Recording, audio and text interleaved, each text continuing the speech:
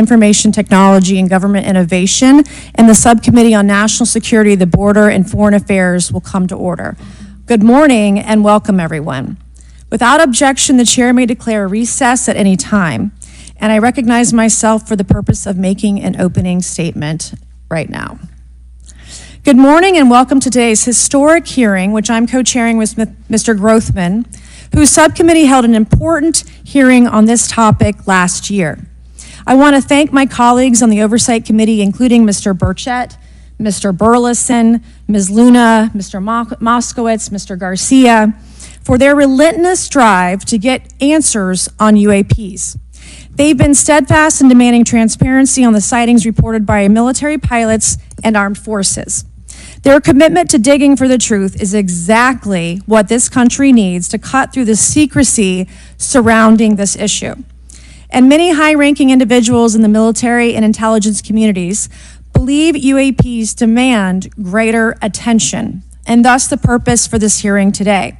Former National Security Advisor H.R. McMaster said on Bill Maher's program that, quote, there are phenomena that have been witnessed by multiple people that are just inexplicable by the science available to us. Army Colonel Carl Nell, a member of the federal government UAP task force, said at a conference this past May that non-human intelligence exists, non-human intelligence has been interacting with humanity.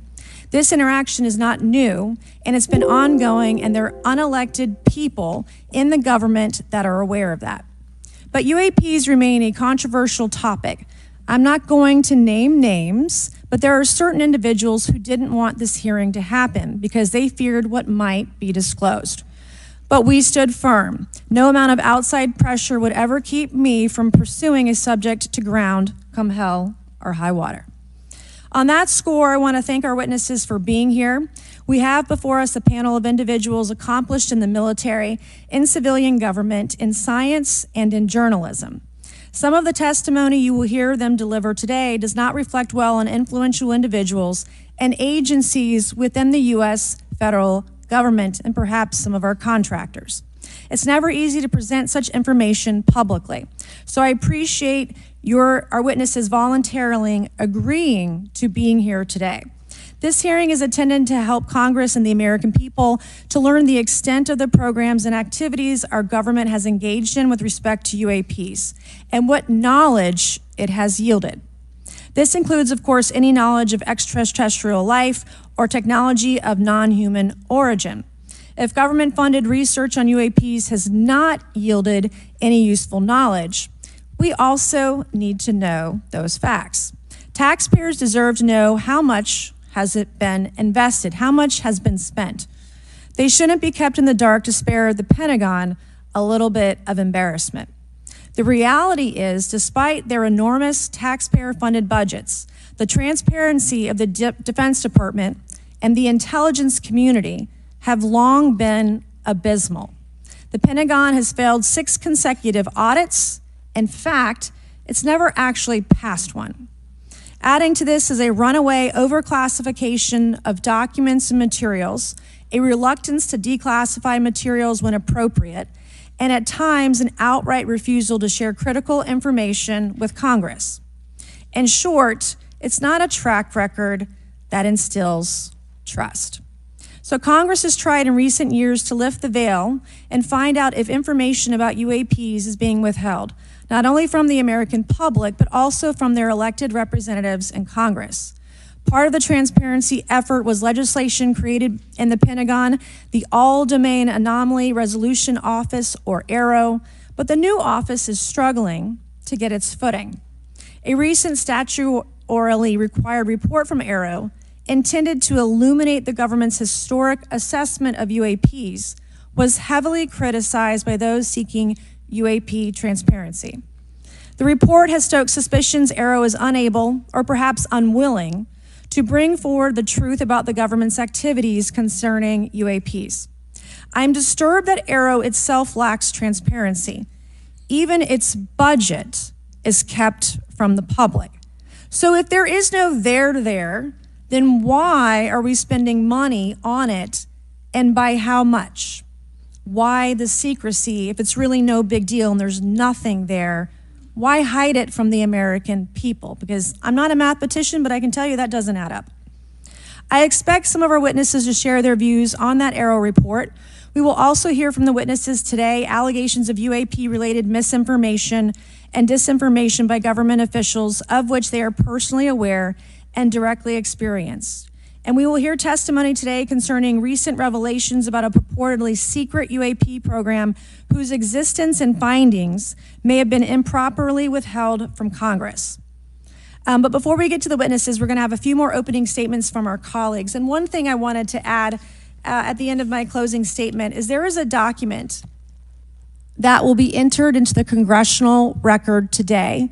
Mr. Tim Burchett from Tennessee has this document, and we just distributed it to every member up here on the dais of this document.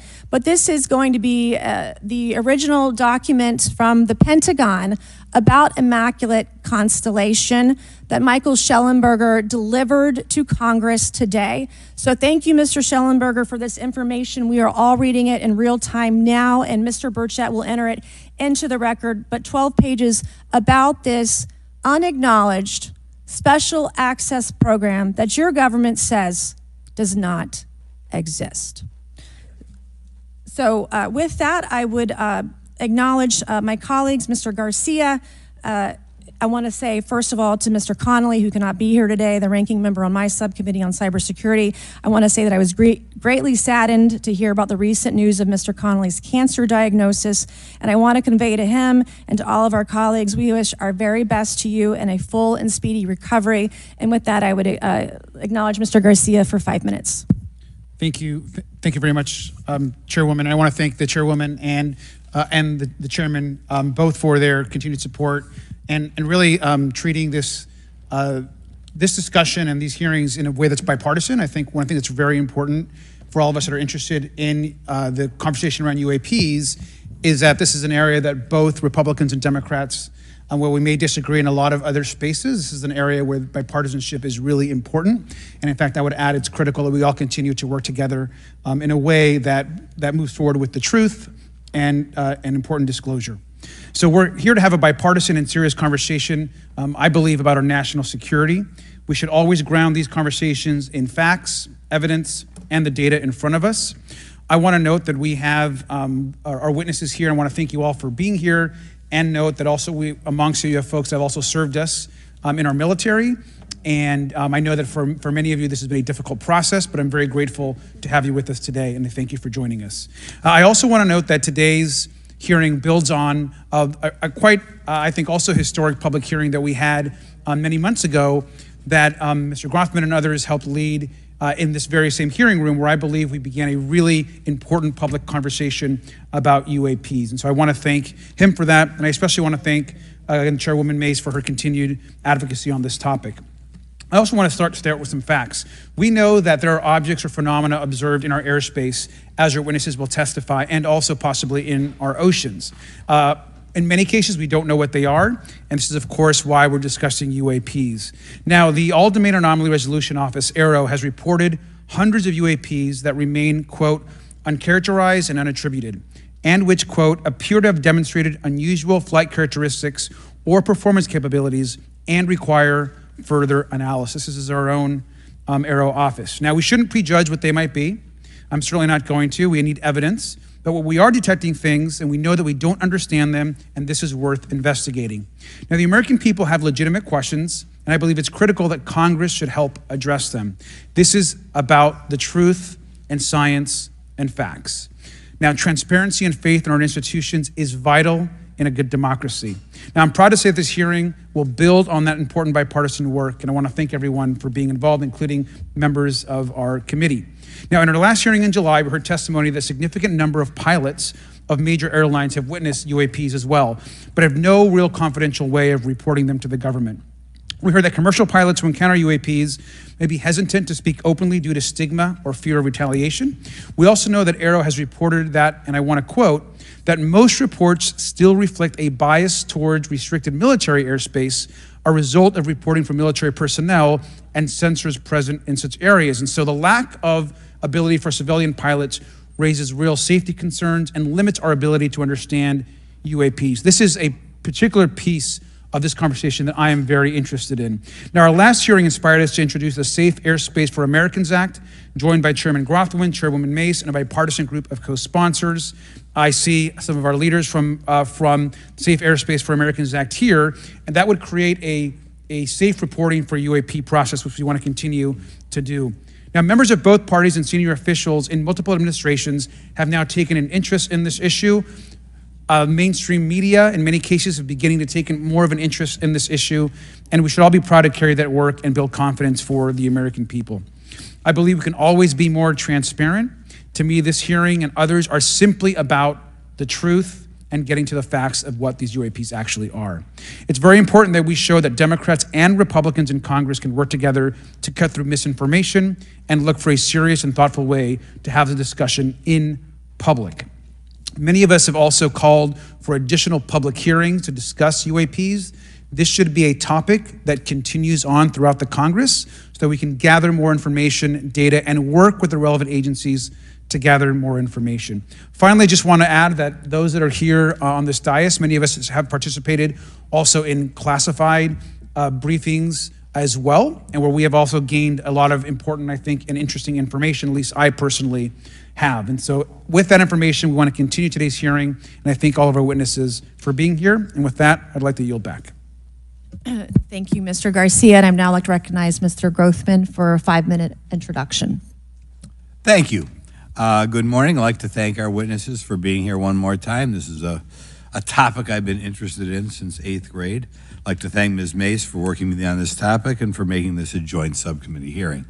Last year, the Subcommittee on National Security, the Border and Foreign Affairs held an historic hearing to understand the potential national security risk of unidentified anomalous phenomena, or UAPs.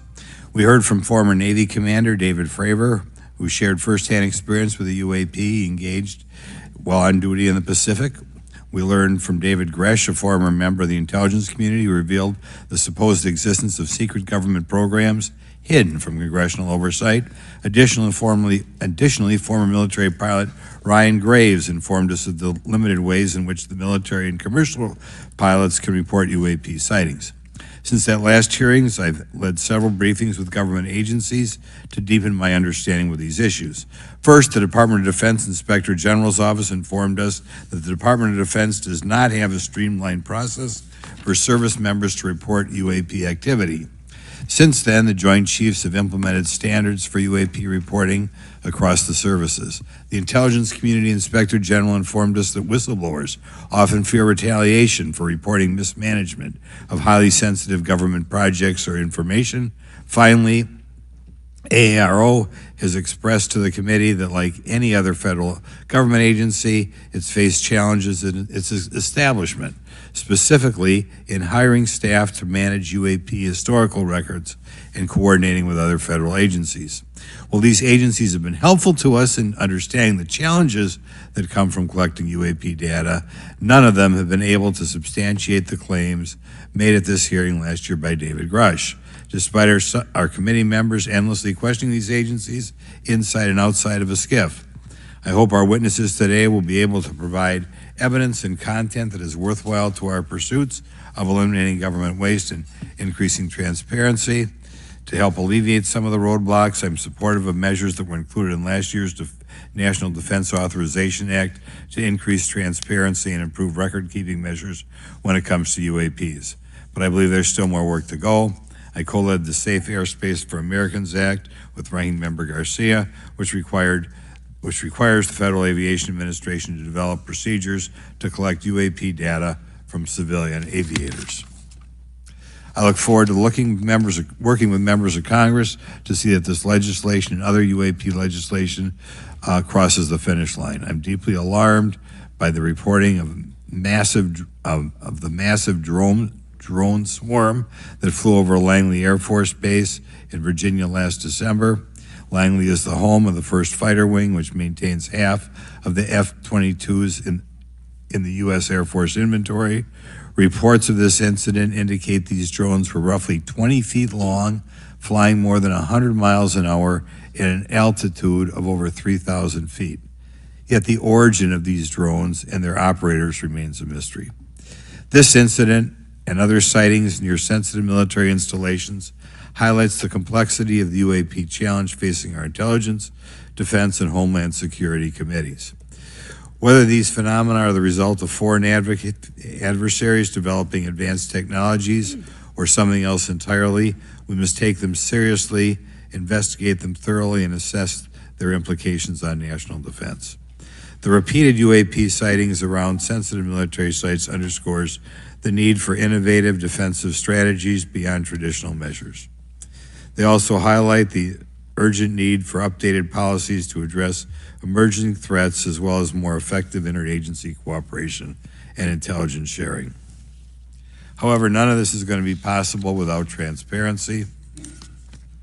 For far too long, critical information about UAPs has been either classified or ignored, leaving the American public and key congressmen without clarity needed to make informed decisions. Declassifying reports and fostering a more open dialogue about UAPs will not only increase the public trust, but also encourage collaboration between government, the scientific community, and our allies. Quite frankly, there's been things that have been kept secret that is, I think, old enough that there is no reason it shouldn't be released, regardless of any so-called, private information. A transparent approach will allow us to share insights, identify patterns, and develop new strategic defenses. As we continue to investigate these phenomena, we must do so with a mindset of protecting our country, advancing scientific discovery, and upholding the trust of the American people, who right now I don't think have trust, and it's just obvious I don't have trust. We cannot shy away from the unknown, especially when the stakes are so high. I look forward to discussing these matters with the witnesses today. I'm hopeful we can learn from the testimony and come out of this hearing with actionable ideas to advance UAP transparency. Actually, the idea is just to say, in my mind, go back 15 years and everything has to be released. I'm hopeful that we can learn from their testimony and come out of this hearing. And with that, I yield back. Thank you. I'll now recognize Mr. Moskowitz for a 5-minute introduction. Thank you, Chairwoman. Good morning, everyone. I first want to thank the chairs and ranking members for holding the hearing today on this topic and, again, having a second hearing. I want to thank the witnesses for coming forward today to share your expertise on UAPs and the need to build trust through transparency. But first, I want to mention, you might be wondering why Chairman Comer has allowed me to be a ranking member today, but it's really only because our dear friend, Jerry Connolly, is not here. As Chairwoman Mace mentioned, he was diagnosed with esophageal cancer, and all of us on this committee know Jerry, and he's a fighter, and we're praying for him and hoping for his speedy recovery. So today's hearing marks this committee's second meeting dedicated to UAP transparency. I was pleased, as I know all of us are, on the bipartisanship that existed in last year's hearing, and even though we can't talk about what happens in the classified settings, the bipartisanship that has existed in those settings with the questions members have asked. Last year's hearing was a great example of open dialogue about UAPs, and we must remain committed to sharing information with the American people. And I think you see that commitment based on the people here and the commitment across the political spectrum. I personally have worked with multiple members of this committee, but I want to particularly thank Congressman Burchett, Mace, Luna, and Garcia for working on bipartisan pieces of legislation. In recent years, Congress has taken numerous bipartisan steps towards greater transparency. In 2022, in the NDAA, we created the All-Domain Anomaly Resolution Office to investigate unidentified flying objects. Following Aero, along with ODNI, released an unclassified report on UAP sightings. Of the 366 sightings included in the report, 171 remain uncharacterized, with some of these appearing to have demonstrated unusual flight characteristics or performance capabilities. That's a nice way of saying we don't want to tell you what they are. In March, Aero revealed a report on the historical record of U.S. government involvement with UAPs, which covered investigatory efforts going back from 1945 to the present day. Earlier this year, I joined Congressman Burchett to introduce the UAP Transparency Act, which would require the declassification of all documents related to UAPs with many other members of this committee. In fiscal year 2024, the NDA required the National Archives and Records Administration to establish the Unidentified Anomalous Phenomena Records Collection. This collection will include digital copies of all unidentified UAP records that can be publicly disclosed. This commitment in transparency is vitally important, and unnecessary overclassification has led to a void of information, which has allowed theories over the decades to foster. When the American people and members of Congress ask, are reports of UAPs credible, we're met with stonewalling. We're met with responses of, I can't tell you. And in fact, we're met with people not wanting us to have hearings. We're met with people not wanting us to ask you questions. In fact, many of us were told not to ask some of you certain questions on certain topics. In a time of heightened distrust of our government institutions, I believe more transparency is not only needed, but is possible. And obviously we can respect national security limits, but we also have to provide our constituents with the information and oversight that they have tasked us for. As part of this, government agencies must maintain open lines of communication with members of Congress. And there are regular questions that Americans have. What are UAPs? Are they real? Are they ours? How has this technology been developed? How do they get funded, right? And now we've seen this has gone from a long time ago where you could discredit people because it's some guy living in a Winnebago. You're able to see people now, these are pilots, these are military, these are folks with serious backgrounds. This has changed the face of this because now we have video. People will have questions. We know there are advanced technology programs. Almost 15 years ago, one of those came out of Area 51 to go after Osama bin Laden. And the only reason we know about that is because one of those helicopters was downed. Americans have questions about whistleblowers who have come forward to talk about retribution. And so I want to thank everyone for being involved today on trying to get more transparency. This has been bipartisan, bicameral, and as we get into a new administration, the president-elect has talked about opportunities to declassify information on UAPs, and I hope he lives up to that promise. And with that, I yield back.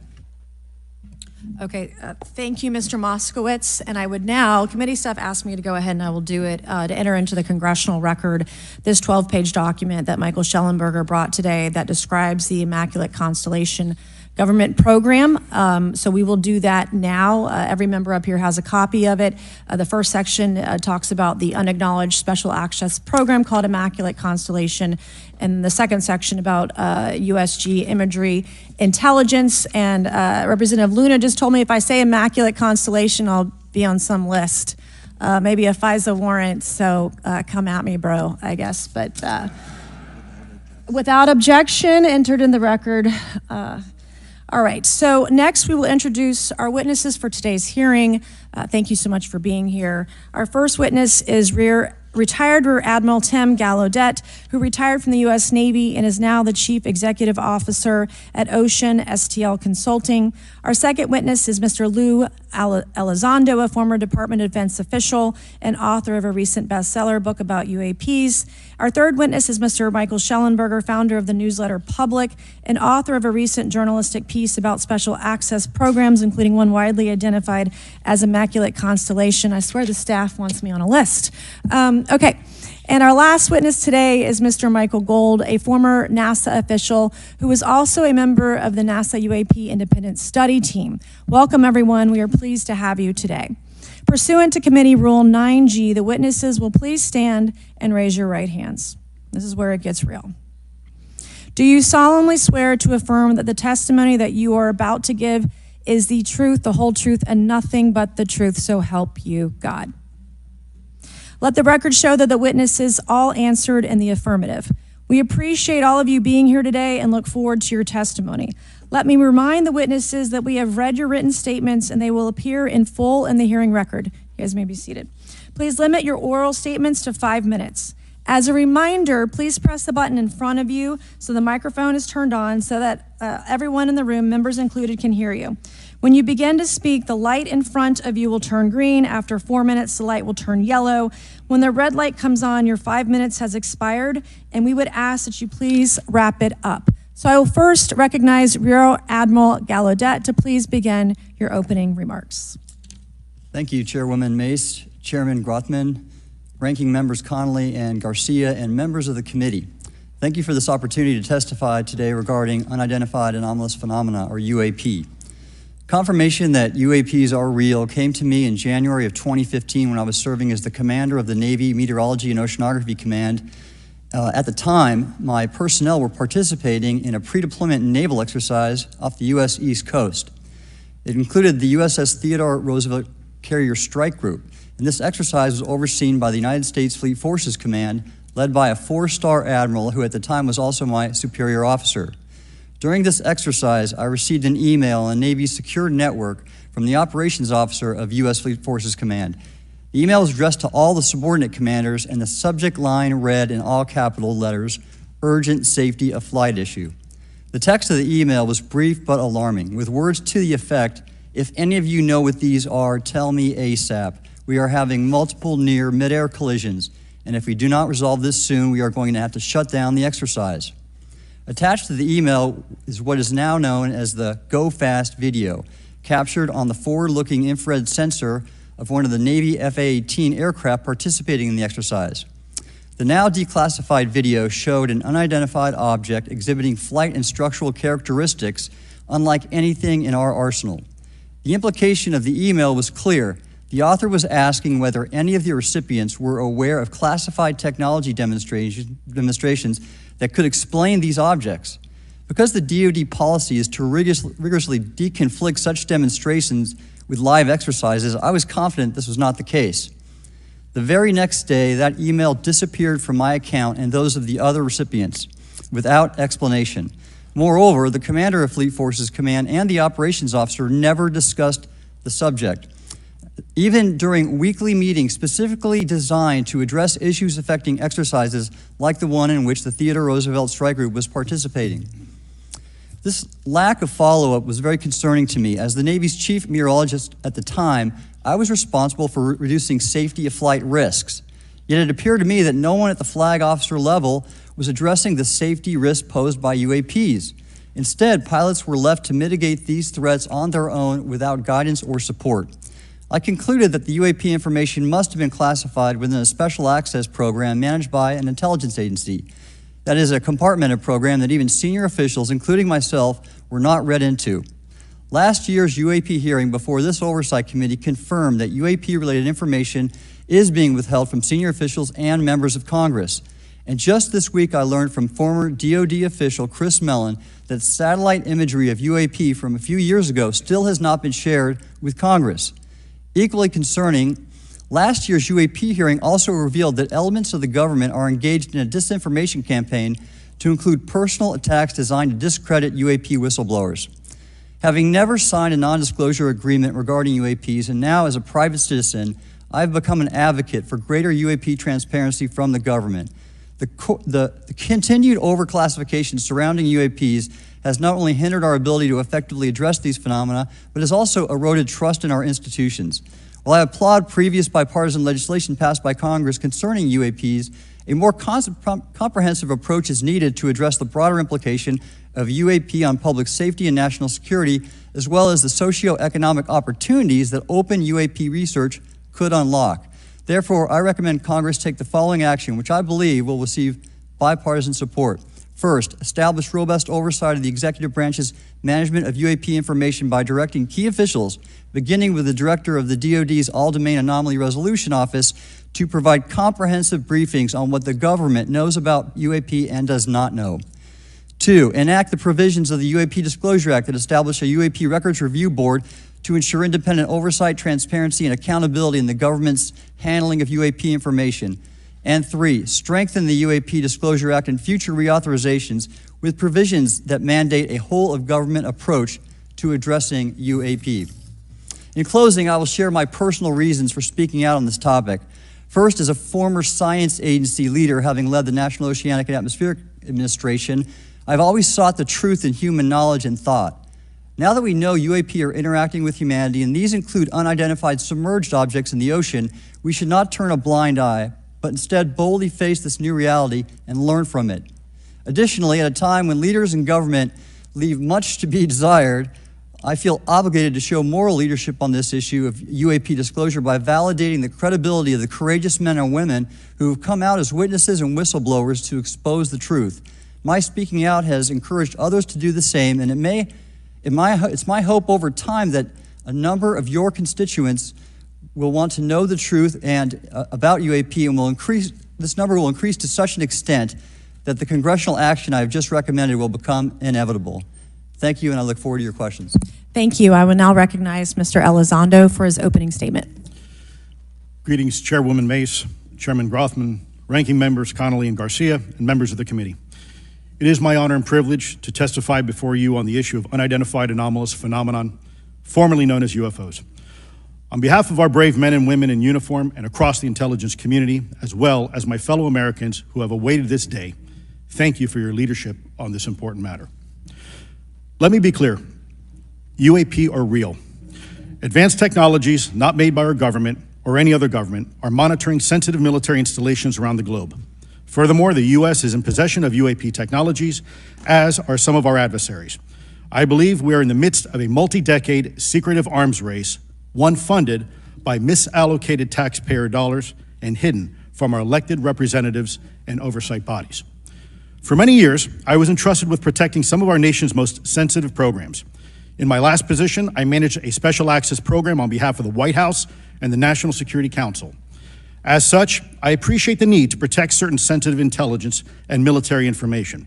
I consider my oath to protect secrets as sacred, and I will always put the safety of the American people first. With that said, I also understand the consequences of excessive secrecy and stovepiping. Nowhere was this more apparent than in the aftermath of 9/11, which many of us remember all too well. I believe that America's greatness depends on three elements: A, a watchful Congress; B, a responsive executive branch; and C, an informed public. Over the last decade and a half, I learned that certain UAP programs were and are operating without any of these elements. Although much of my government work on the UAP subject still remains classified, excessive secrecy has led to grave misdeeds against loyal civil servants, military personnel, and the public, all to hide the fact that we are not alone in the cosmos. A small cadre within our own government involved in the UAP topic has created a culture of suppression and intimidation that I've personally been victim to, along with many of my former colleagues. This includes unwarranted criminal investigations, harassment, and efforts to destroy one's credibility. Most Americans would be shocked to learn that the Pentagon's very own Public Affairs Office openly employs a professional psychological operations officer as the singular point of contact for any UAP-related inquiries from citizens and the media. This is unacceptable. Many of my former colleagues and I have provided classified testimony to both the Department of Defense and the Intelligence Community Inspector General, and many of us have subsequently been targeted by this cabal with threats to our careers, our security clearances, and even our lives. This is not hyperbole, but a genuine fact, and this is wrong. To fix these problems, I propose three principal actions. First, Congress and the President should create a single point of contact responsible for a whole-of-government approach to the UAP issue. Currently, the White House, CIA, NASA, the Pentagon, Department of Energy, and others play a role, but no one seems to be in charge, leading to unchecked power and corruption. Second, we need a national UAP strategy that will promote transparency and help restore the American public's trust at a time when the public's trust is at an all-time low. This strategy should include a whole-of-government approach, including the academic and scientific communities, the private sector, and our international partners and allies. Third, Congress should create a protected environment so whistleblowers desperate to do the right thing can come forward without fear. As it currently stands, these whistleblowers suffer because of stigma, a code of silence, and concerns about retaliation. These whistleblowers should be encouraged to come forward in ways that protect them against any forms of retaliation. Policies and procedures should ensure that protection, and for those who refuse to cooperate, it is up to the members of this committee and the other lawmakers to wield their subpoena power against hostile witnesses and prevent additional government funding to those UAP efforts that remain hidden from congressional oversight. In closing, we as Americans have never been afraid of a challenge. In fact, we thrive on them, whether it's eradicating polio or going to the moon. We don't run from a challenge, we take it head on. To the incoming administration and Congress, I say to you, we need immediate public transparency. And this hearing is an important step on that journey. If we approach the UAP topic in the same way as we as Americans have met other challenges, we can restore our faith in our government institutions. Together, we can usher in a new era of accountable government and scientific discovery. I believe that we as Americans can handle the truth. And I also believe the world deserves the truth. Thank you, esteemed members of Congress, for your time today. It is profoundly appreciated by many. Thank you. I ask unanimous consent for Representatives Ogles of Tennessee and Boebert of Colorado to be waived onto the subcommittee for today's joint subcommittee hearing for the purpose of asking questions. Without objection, so ordered. I would now like to recognize Mr. Schellenberger for his introductory remarks. Chairwoman Mace, Chairman Grothman, Ranking Member Connolly, Ranking Member Garcia, members of the subcommittees, thank you for inviting my testimony. One of Congress's most important responsibilities is oversight of the executive branch in general and the military and intelligence community in particular.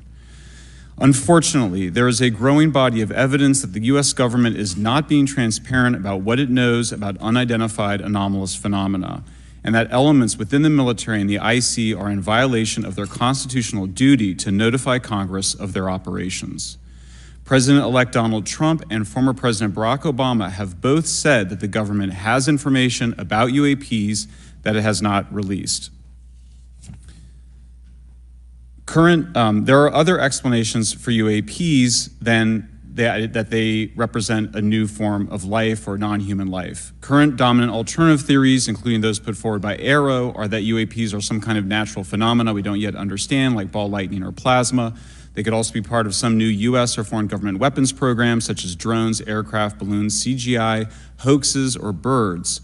Whatever UAPs are, Congress must be informed, as must the people of the United States. We have a right to know what UAPs are, no matter what they are. However, we now have existing and former U.S. government officials who have told Congress that AARO and the Pentagon have broken the law by not revealing a significant body of information about UAPs, including military intelligence databases that have evidence of their existence as physical craft. One of those individuals is a current or former U.S. government official acting as a UAP whistleblower. This person has written a report. This is the report that says the executive branch has been managing UAP, NHI issues without congressional knowledge, oversight, or authorization for some time, quite possibly decades. Furthermore, these individuals have revealed the name of an active and highly secretive DoD unacknowledged special access program, or USAP. The source of that document told me, that the USAP is a strategic intelligence program that is part of the U.S. military family of long-standing, highly sensitive programs dealing with various aspects of the UAP problem. The new UAP whistleblower claims that the U.S. military and IC database includes videos and images taken using infrared, forward-looking infrared, full-motion video, and still photography. The report that was just shared with Congress says Immaculate Constellation serves as a central or parent USAP that consolidates observations of UAPs by both tasked and untasked collection platforms. Immaculate Constellation includes high-quality imagery intelligence and measurement and signature intelligence of UAPs, the whistleblower's report adds. The sources of this intelligence are a blend of directed and incidental collection capabilities, positioned in low Earth orbit, the upper atmosphere, as well as military and civilian aviation altitudes and maritime environments. The report to Congress details in detail various UAPs, including spheres, orbs, disks, saucers, ovals, triangles, boomerang, arrowhead, and irregular organic. The report describes various incidents found in the human intelligence databases. One involved orbs surrounding and forcing an F-22 out of its patrol area. In another incident, the crew of a Navy aircraft carrier watched a small orange-red sphere rapidly descend from a high altitude of 100 to 200 yards directly above the flight deck of the CVN, or aircraft carrier. And since my reporting on this Immaculate Constellation last month, another source came forward who told me that they saw a roughly 13-minute long, high-definition, full-color video of a white orb UAP coming out of the ocean approximately 20 miles off the coast of Kuwait. It was filmed from a helicopter. Then halfway through the video, the person said the orb is joined by another orb that briefly comes into the frame from the left before rapidly moving again out of the frame. The person discovered the video on SIPR, the Secure Internet Protocol Router Network, which the DoD uses to transmit classified information. A leading UAP researcher who utilizes the Freedom of Information Act to find out what the government knows, John Greenwald, told me last year that the US government had been increasingly denying his requests for UAP information. He has been doing FOIA requests for 27 years and has an archive of 3 million pages. The government has for decades denied any interest in UFOs, he told me, but the documents that he has assembled show that behind the scenes, it was a completely different story. Contrary to the hopes of many advocates of transparency, the government has been restricting more information since the leak of 3 UAP videos in 2017. The DoD organization AARO has been labeling many documents with a B7 exemption, which Greenwald says does not make any sense. They're stating that anything AARO does is involved in law enforcement investigation, which allows AARO to not release it. Greenwald says that the DoD has denied the existence of a UAP and ATIP-related records on multiple occasions, only to acknowledge them after an appeal was filed. He added that the Naval Air Systems Command in March 2022 stated they found no additional UAP videos. It seemed strange that they had 3 and only those 3, but other requests had been filed by the Black Vault, that's John Greenwald's group, to seek out more places UAPs might be hiding. Then in September 2022, the Navy admitted that the UAP-related videos and photographs existed, but denied the request in full for their release, saying that the requested videos contain sensitive information that are classified and exempt from disclosure. The DoD will deny things on a Monday and then admit to it on a Friday, said Greenwald. He said the government can and does release videos that protect secret methods of capturing it. They fall back on the sensitive platform excuse a lot, he said. However, the on-screen information can be blurred and scrubbed. The metadata can be removed. I'll show you this example here. This is a presentation from the UATP task force. This is completely absurd. It's nuts, this level of censorship, of redaction on a document. It shows the redaction of how many reports they've collected, for how many years. 2 of the 3 potential explanations are blacked out.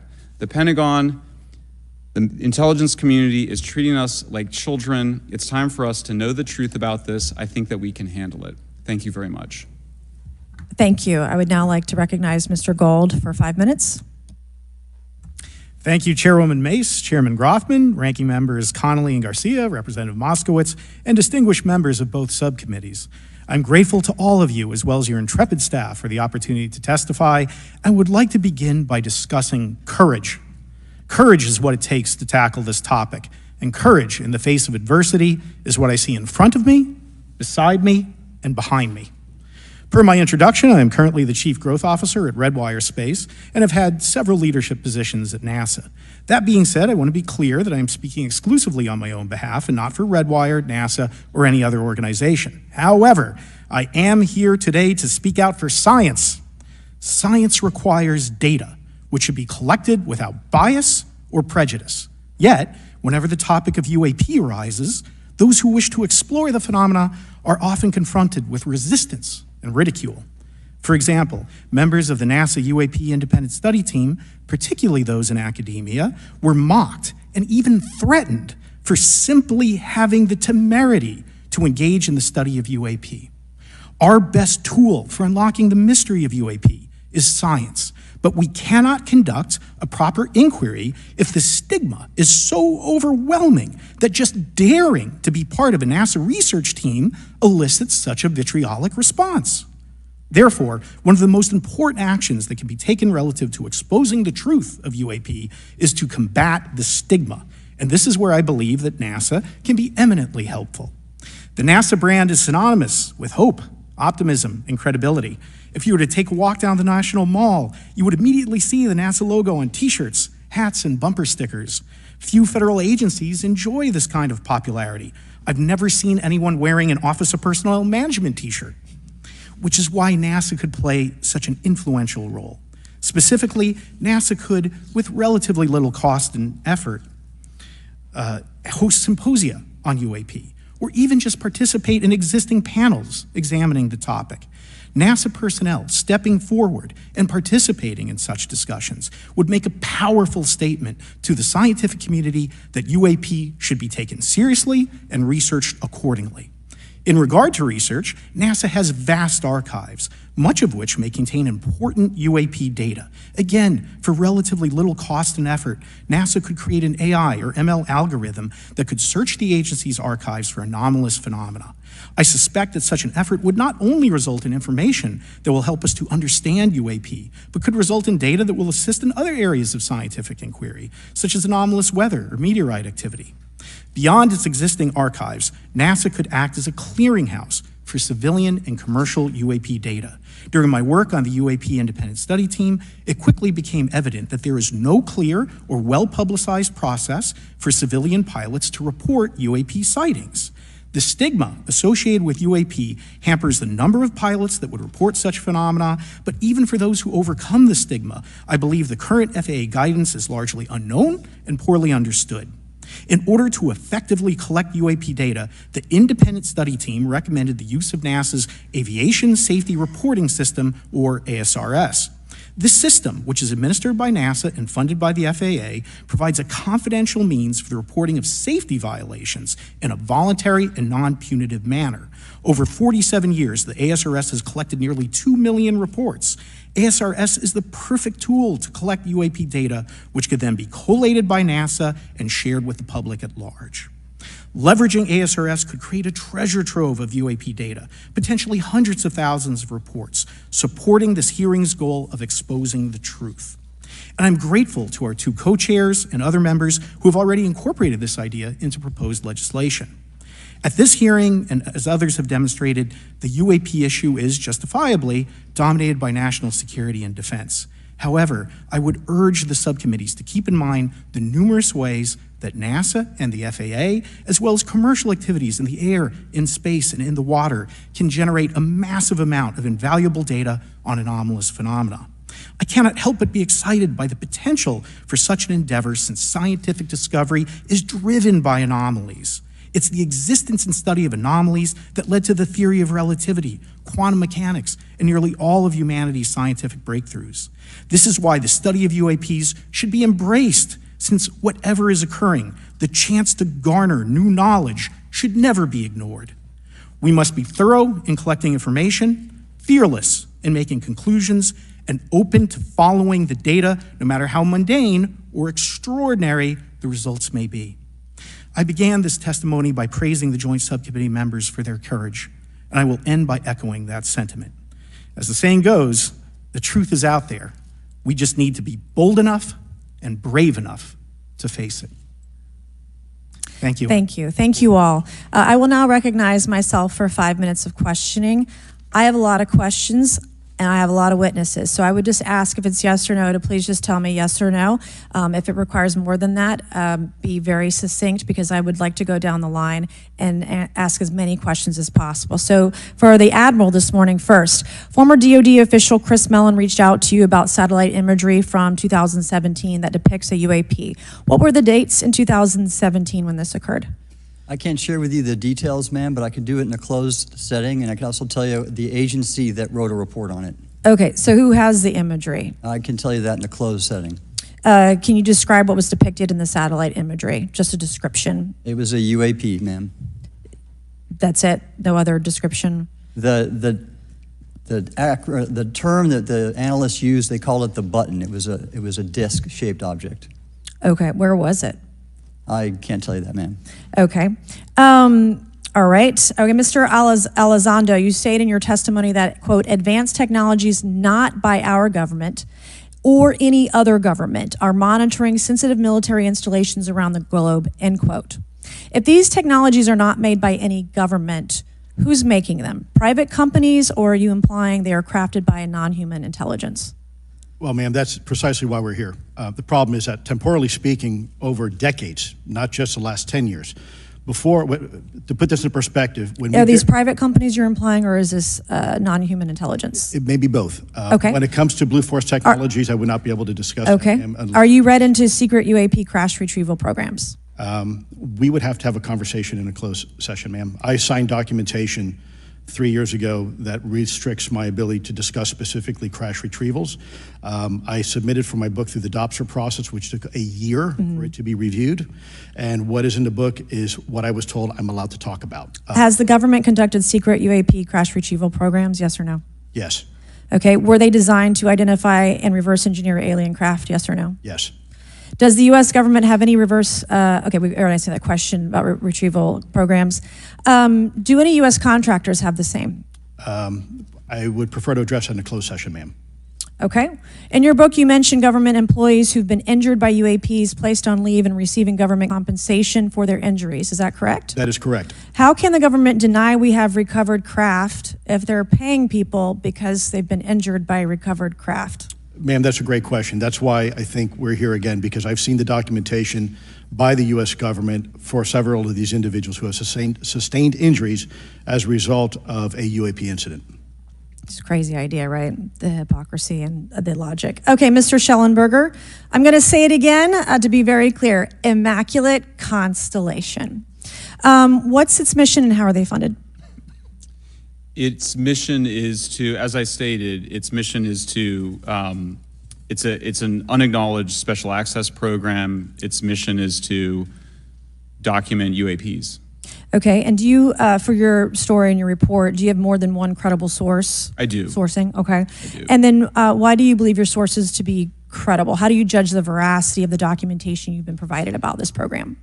I checked the sources, and they are who they say they are. They are current or former government officials. Mm-hmm. I wanted to also add that I did not specify that they were Defense Department employees. I didn't specify the agency nor the gender. Would they have included non-government employees, people that aren't employed by the government? These are, I'm comfortable saying that these are government or previously government employees. Any of them currently employed by a private contractor or private contractors? I'd rather not say. Okay. What's the key takeaway, just a few seconds, about the Immaculate Constellation document you provided us today? I think that what the American people need to know is that the U.S. military and intelligence community are sitting on a huge amount of visual and other information, still photos, video photos, other sensor information, and they have for a very long time. And it's not those fuzzy photos and videos that we've been given. There's very clear high images, res, high resolution. How many visuals, graphics, videos, photos? I mean, I've been told hundreds, maybe thousands. I mean, I also wanted to say, because there was some conversation around concern around the revealing of these materials, revealing the source collections, but some of these are shot from helicopters using normal videos of oceans. I just think that's absurd that somehow you're going to be revealing some secret U.S. technology by revealing that you've photographed orbs off the coast of Kuwait. Okay, thank you. I have 8 seconds. Mr. Gold, did the NASA independent study team get briefed on what you call OSAP? Very quickly. I flagged the Advanced Aerospace Weapons System Investigation Program to our chair and our DFO. We did not get briefed, but I believe it is definitely worth looking into. That was probably the largest UAP review effort ever, and I think produced a lot of interest data, including revealing Nimitz. I don't know if my fellow witness, Lou, he did yeoman's work on it, might want to comment. Okay.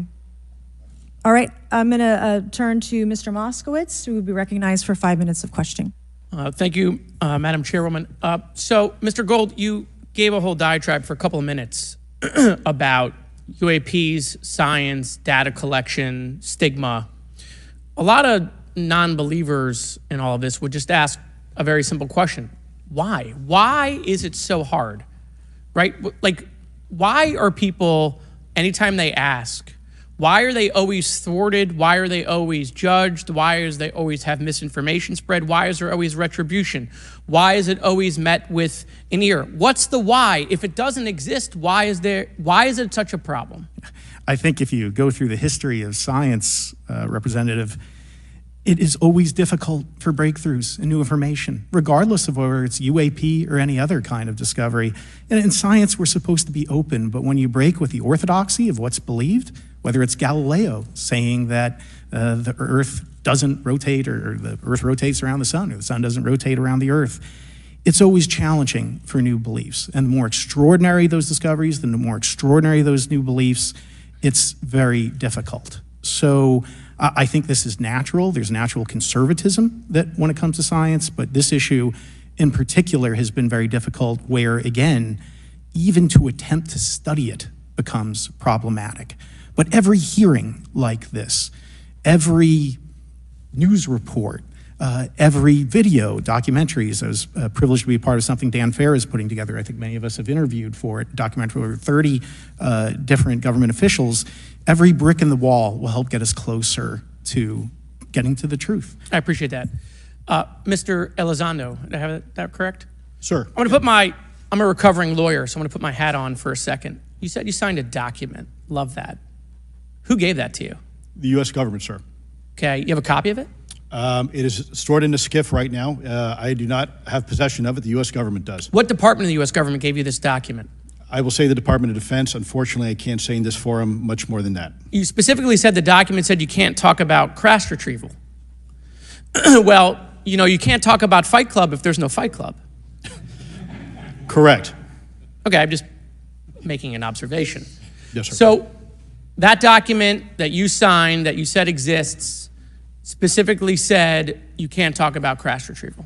Correct, sir. It was a limitation on what because already I'd been speaking publicly about the topic, and so the document said you can continue saying X, Y, Z, but you cannot discuss the topic. When you of crash give retrievals. me the atmosphere of signing this document. You're in a room by yourself, I'm in a SCIF with a security officer, sir. just one-on-one. Anybody else? There may have been an assistant as well. It was in a SCIF within a Department of Defense facility. Give me your background real quick. My background is I went to school to study microbiology and immunology, entered into the U.S. Army, and after a very short stint in military intelligence, I became a counterintelligence special agent. As a civilian, later on I became a special agent in charge, running investigations in counterterrorism and counterespionage primarily, with some experience in counterinsurgency and counternarcotics. And then in 2009 timeframe, when I came back to the Pentagon after a tour with the Director of National Intelligence, I quickly became part of a program that was originally called OSAP that evolved into the program now called ATIP, which is where those videos that we now see, the Go Fast, the Gimbal, the FLIR, that was part of our effort, sir. Right. So you're not some conspiracy theorist. You actually have a legitimate background. Well, sir, I'm certainly not a conspiracy theorist. I'm fact-based, just a fact. So when you're in this room, I want to paint the picture of everybody. You're in this room, you're by yourself, you're in a SCIF, you're handed a document. How long is the document? It's about a page front and back. So basically you have some things they call trigraphs, which I cannot, again, talk to. How long were you given to sign the document? As long as I needed, sir. And what if you didn't sign it? Well, I suspect there'd be repercussions. I wouldn't have access to certain information. Were you allowed to ask a lawyer, or weren't allowed to ask for a lawyer to review the document? It wasn't an option, but they probably wouldn't have allowed me to, because the document itself is pretty explicit about you have to be. Wait, you're putting me in an interest. Let me try to thread the needle here. There are certain documents that we have in the U.S. government that allow people to have access to certain programs. Whether it's a special, and I'm going to be very generic here, whether it's a special access program or a controlled access program, SAP, CAP, whatnot. How many people have to sign that document? It depends how many people are going to get access to the information, sir. Okay. Last question. Doctor, real quick, can you tell us about the Omaha incident in greater detail? I've read your background, right? Some people would label you as a member of the deep state, since you worked in government for a long period of time. But can you tell us more about that incident? You've written a lot about that. I wrote a lot about incidents like it, Congressman, but that specific incident involved the USS Omaha, the littoral combat ship of the U.S. Navy operating off Southern California. I don't remember the exact date. It was within the last decade. And what the watchstanders on the bridge observed was a UAP, again, something that was aloft but had no observable exhaust or control surfaces. So it was something that couldn't be explained. And then they saw it enter the water from the atmosphere and going through the air-sea interface, and so thus exhibiting trans-medium travel. Thank you. I yield back. Thank you. I'll now recognize Mr. Grothman for 5 minutes of questioning. Yeah, we'll start with Mr. Gallaudet. During a previous UAP hearing, Navy Commander David Fravor discussed the TikTok object engaged in 2004. Are you familiar with the incident, the TikTok incident? Yes, sir. That's almost 20 years I'll go, right? Yes, sir. It's been said there are more videos, documents, and reports related to this incident. Do you believe the information regarding the TikTok incident should be available to all members of Congress? And in your expertise, what reason would the Department of Defense possibly have for not releasing information that's over 20 years old? Thank you, Congressman. I don't think there's any good reason to withhold information and important data, especially of national security concern, from Congress. Well, what would they say? I will speculate, sir, that they don't want to share that kind of information because it reveals weaknesses in our ability to monitor and protect our airspace. Okay.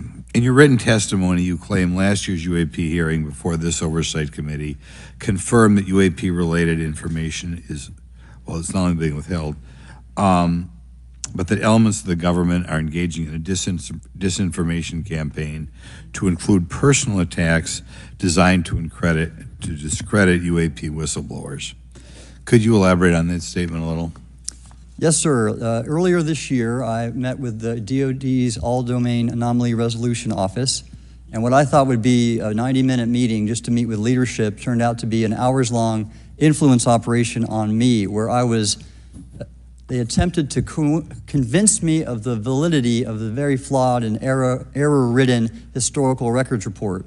In addition, they tried to have me question very valid UAP reports like the Tic Tac incident, and even coming to stating possibly that the Tic Tac was American technology. And then, of course, if you ask David Fravor or Alex Dietrich, the two witnesses, they were convinced it was otherwise. And then, and they also cast discredit on various UAP whistleblowers and witnesses to question their validity and credibility as witnesses.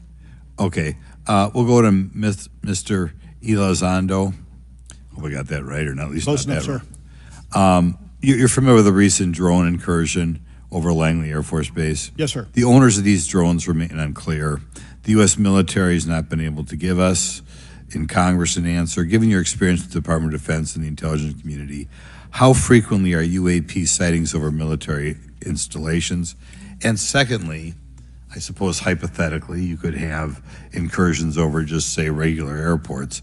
Is it obvious these incursions are more likely over military facilities than just a random airport out there? Yes, sir. There's definitely enough data to suggest that there is certainly some sort of relationship between sensitive U.S. military installations, also some of our nuclear equities, and also some of our Department of Energy sites. There is a long historical record that some of your colleagues may have, documentation that demonstrates this. This is not a new trend. This has been going on for decades, and that information's been obfuscated, unfortunately, from folks like you in this committee. And I think that's problematic because ultimately, at the end of the day, we have a significant situation here. We have something that can enter into U.S. airspace completely with no attribution. And how long has this been going on? Sir, decades. And there's information that will hopefully be entered into the record. Can you think of any possible reason why they can't release any information they have on something, say, 15 or 20 years old? Sir, if I could echo my colleague here, Admiral Gallaudet, I think one of the big issues that we have in the intelligence community, Department of Defense, is we don't want to broadcast any potential vulnerabilities or weaknesses in our national defense systems or our intelligence collection platforms. Therefore, when you have a conversation where you address a problem for which there is no solution, it makes that a very uncomfortable conversation to have. Okay, we'll switch to Mr. Schellenberger. The primary reason you're here today is because you published an article on the news publication that you own called Public, right? Alleging that a new unnamed government whistleblower has come forward asserting that a highly classified program exists dedicated to recovery and reverse engineering of UAP technologies. Can you give us what specific evidence you have or that your source provided you to substantiate the claims about the existence of the Immaculate Constellation program? Well, you have the report in front of you now, so you can see it for yourself. I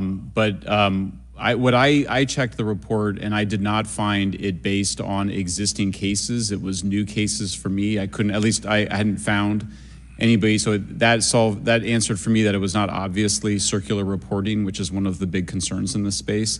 I also had the name of the program confirmed by more than one additional source. So yeah, and then of course I checked to make sure that the source was who they claimed to be. Okay. I should also say that when I said before it was this database, it is a much broader program than that. It also includes human intelligence, and then, as you mentioned, the retrieval and the reversal. Any knowledge of what country these things originated in? No, I have no idea. Okay. Okay, I will now recognize Mr. Burchett for 5 minutes of questions. Thank you, Chair Lady. I request unanimous consent to enter into the record documents provided to us regarding legacy UAP programs and psychological operations. Lou Elizondo. So ordered. I also want to thank my buddy Jeremy Corbell for providing us documents and access to some whistleblowers. Mr. Elizondo, what is your last position with the federal government? Sir, I was the Director of National Program Special Management Staff, managing a White House Special Access Program on behalf of the National Security Council. How would you characterize UAPs? An enigma, sir, and a frustration.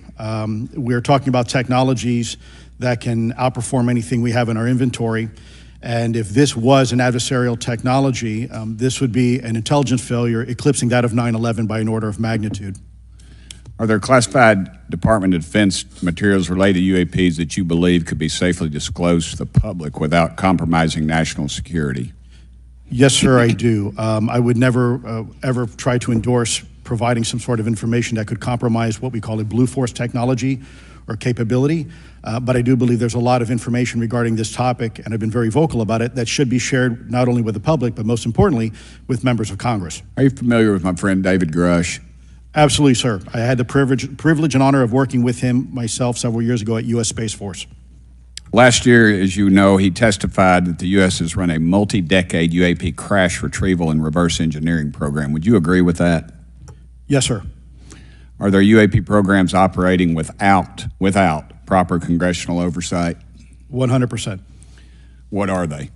Unfortunately, sir, I would have to have that conversation in a closed session. I know you said that, and a lot of people are frustrated with those kind of answers, but we're asking those kind of questions so you all know what the heck we're up against. You also mentioned in your opening statement that the Pentagon's Public Affairs Office employs a psychological operations officer as the singular point of contact for UAP-related inquiries. Why the heck would they do that? Sir, that's a great question. I would ask the Pentagon. There's a long history here of that individual providing misleading and false information to the public through various news outlets and media outlets in order to discredit this topic. I've personally been victim to it. We have the documentation to substantiate where this information has been absolutely inaccurate, that has been provided time and time again, and it turns out that that individual was also working with former leadership of Arrow at the time as well. And we punish them by giving them multi-million dollars more than they ask for every year. Admiral Gallaudet, you mentioned in your opening statement on an email you received from the operations officer of the Fleet Forces Command regarding unknown objects almost colliding with U.S. military planes. Did anyone respond with knowledge of what the objects were? I received no response, sir. Did the exercise get canceled? The exercise did not get canceled. Why do you think the commander of Fleet Forces operations officer never discussed the incident again? Sir, I'm speculating because I didn't have an exchange with him, but I believed it to be part of a special access program, the information and the video, which we have known now it was, and he realized he couldn't share that openly with the recipients of the email, and therefore the email was pulled from everybody's account. Again, tell us what happened to the email from the commander of Fleet Forces. The day after I received it, and all the other recipients received it, which were all the subordinate commanders of U.S. Fleet Forces, so 1- and 2-star admirals, including strike group commanders, the email was wiped or deleted from our accounts, Okay. And then no one talked about it. All right. Have you specifically had any experience with submersible objects? Sir, I've no personal experience, but I've had witnesses on submarines come to me and say they've seen on sonar data. Correct. Okay. Yeah. How would you USOs. characterize those, and how do they move? The one instance that was revealed to me was in the 80s on a nuclear-powered submarine, a ballistic missile submarine, that the object exhibited the characteristics of a Russian torpedo in terms of its speed of movement and closing rate with the submarine, and then it slowed and followed the submarine slowly in its wake for a period of minutes and then rapidly exited the scene. And nothing that we know of and technology-wise could replicate that. And the speed of these objects was faster than anything that we have or anybody else has that would be manned. Is that correct? It was on the order Underwater. of a torpedo. So Yes, sir. Yes, sir. But as it exited, Well, I don't exactly know how fast a torpedo is, but I expect it does better than my old outboard Scott Atwater, so I'll take that as a yes. Yes, okay. sir. Have you experienced any experience with the All-Domain Anomaly Resolution Office, ARROW? Yes, Congressman, as I mentioned previously, I have met with them. Okay. You heard Mr. Elizondo describe psychological operations for those contacting the Department of Defense about UAPs. You mentioned a similar influence operation by ARROW. Why are federal agencies invested in running information operations about UAPs if they do not exist? Yes, sir. But I'll make a statement on ARROW's behalf. They have new leadership. The office has reached out to me to meet again, and I take that as a good faith effort, and we'll see where that goes. Thank you, Chair Lady. I've run over. Thank you. Thank you, Mr. Tennessee. I would now like to recognize Mr. Higgins. You're the king of Tennessee. Mr. Higgins, you're recognized for 5 minutes of questions. Thank you, Madam Chair. Mr. Elizondo, Mr. Schellenberger notes in the report that we've been given for this hearing. I believe, Mr. Schellenberger, let me shift you are the author of this report. I'm sorry, sir, I'm not the author Mr. of... Schellenberger, were you the author of this report? No, I was no not. name on it. No. Do you know the author? I do. You do. And how would you estimate that madam or gentleman, the author? The person is a current or former U.S. government employee. And it states here that this is the public version of the author's report. Yes. So where might one find the non-public version of the author's report? I don't know the answer to that. Would that be with the Department of Defense? I don't know. But you do know the author. I do. You know what the author's sources were? The author's sources are described in the report. These databases, the Immaculate Constellation. Right, but you expressed some confidence in the sources. I would. Earlier in I do. testimony, you expressed confidence. So do you know those sources? I do. Are they within the Department of Defense? I can't say. You can't say or you won't say? I won't say. Okay, why not? Because I protect my sources, and I think the reason. But you're not naming them. It's a big department. But many of us on my side of the aisle would say it's far too big. So you're talking about the Department of Defense, sources from within the Department of Defense? I'm not willing to reduce the potential universe of where my sources might be. Okay, moving on. In this report, Mr. Elizondo, for reference, several types of allegedly alien craft or possibly alien craft or unknown aerial phenomena, what we used to call UFOs, are described. Spheres and orbs, discs and saucers, oval or tic-tac, triangular shape, boomerang and arrowhead, and irregular or organic. Mr. Elizondo, does that summarize to you the types of craft that we're discussing today? Sir, that is a general morphology, historically speaking, of many UAP. So those descriptions are very different craft. Is it your assessment that they would come of different origins? It's possible, but it's also could be in sense a matter of utility. And let me just state for the record, I never read the report that or the article that Mr. Schellenberger put out. The reason That's a good point. We're just referencing it. Yes, sir. For descriptive purposes for the American people. Mr. Schellenberger, in this report, it's striking to me that regarding the descriptions of experiences with these various craft, several of them include biological effects and several do not. Are you familiar with what I'm talking about? Yes. Okay, so spheres and orbs, triangular craft, and irregular or organic craft include some descriptions of biological effects, including feelings of unease, electronic device malfunctions, long-term psychological effects such as anxiety or insomnia have been noted, feeling of being watched, a shared awareness with the triangle craft, and under the irregular and organic craft, biological effects include physical sensations of warmth or cold and unexplained smells and psychological distress. So these are very specific descriptions of the reactions of human beings, which allegedly have been noted from a study here, a report. All of those experiences would have been described by the sources that the author used.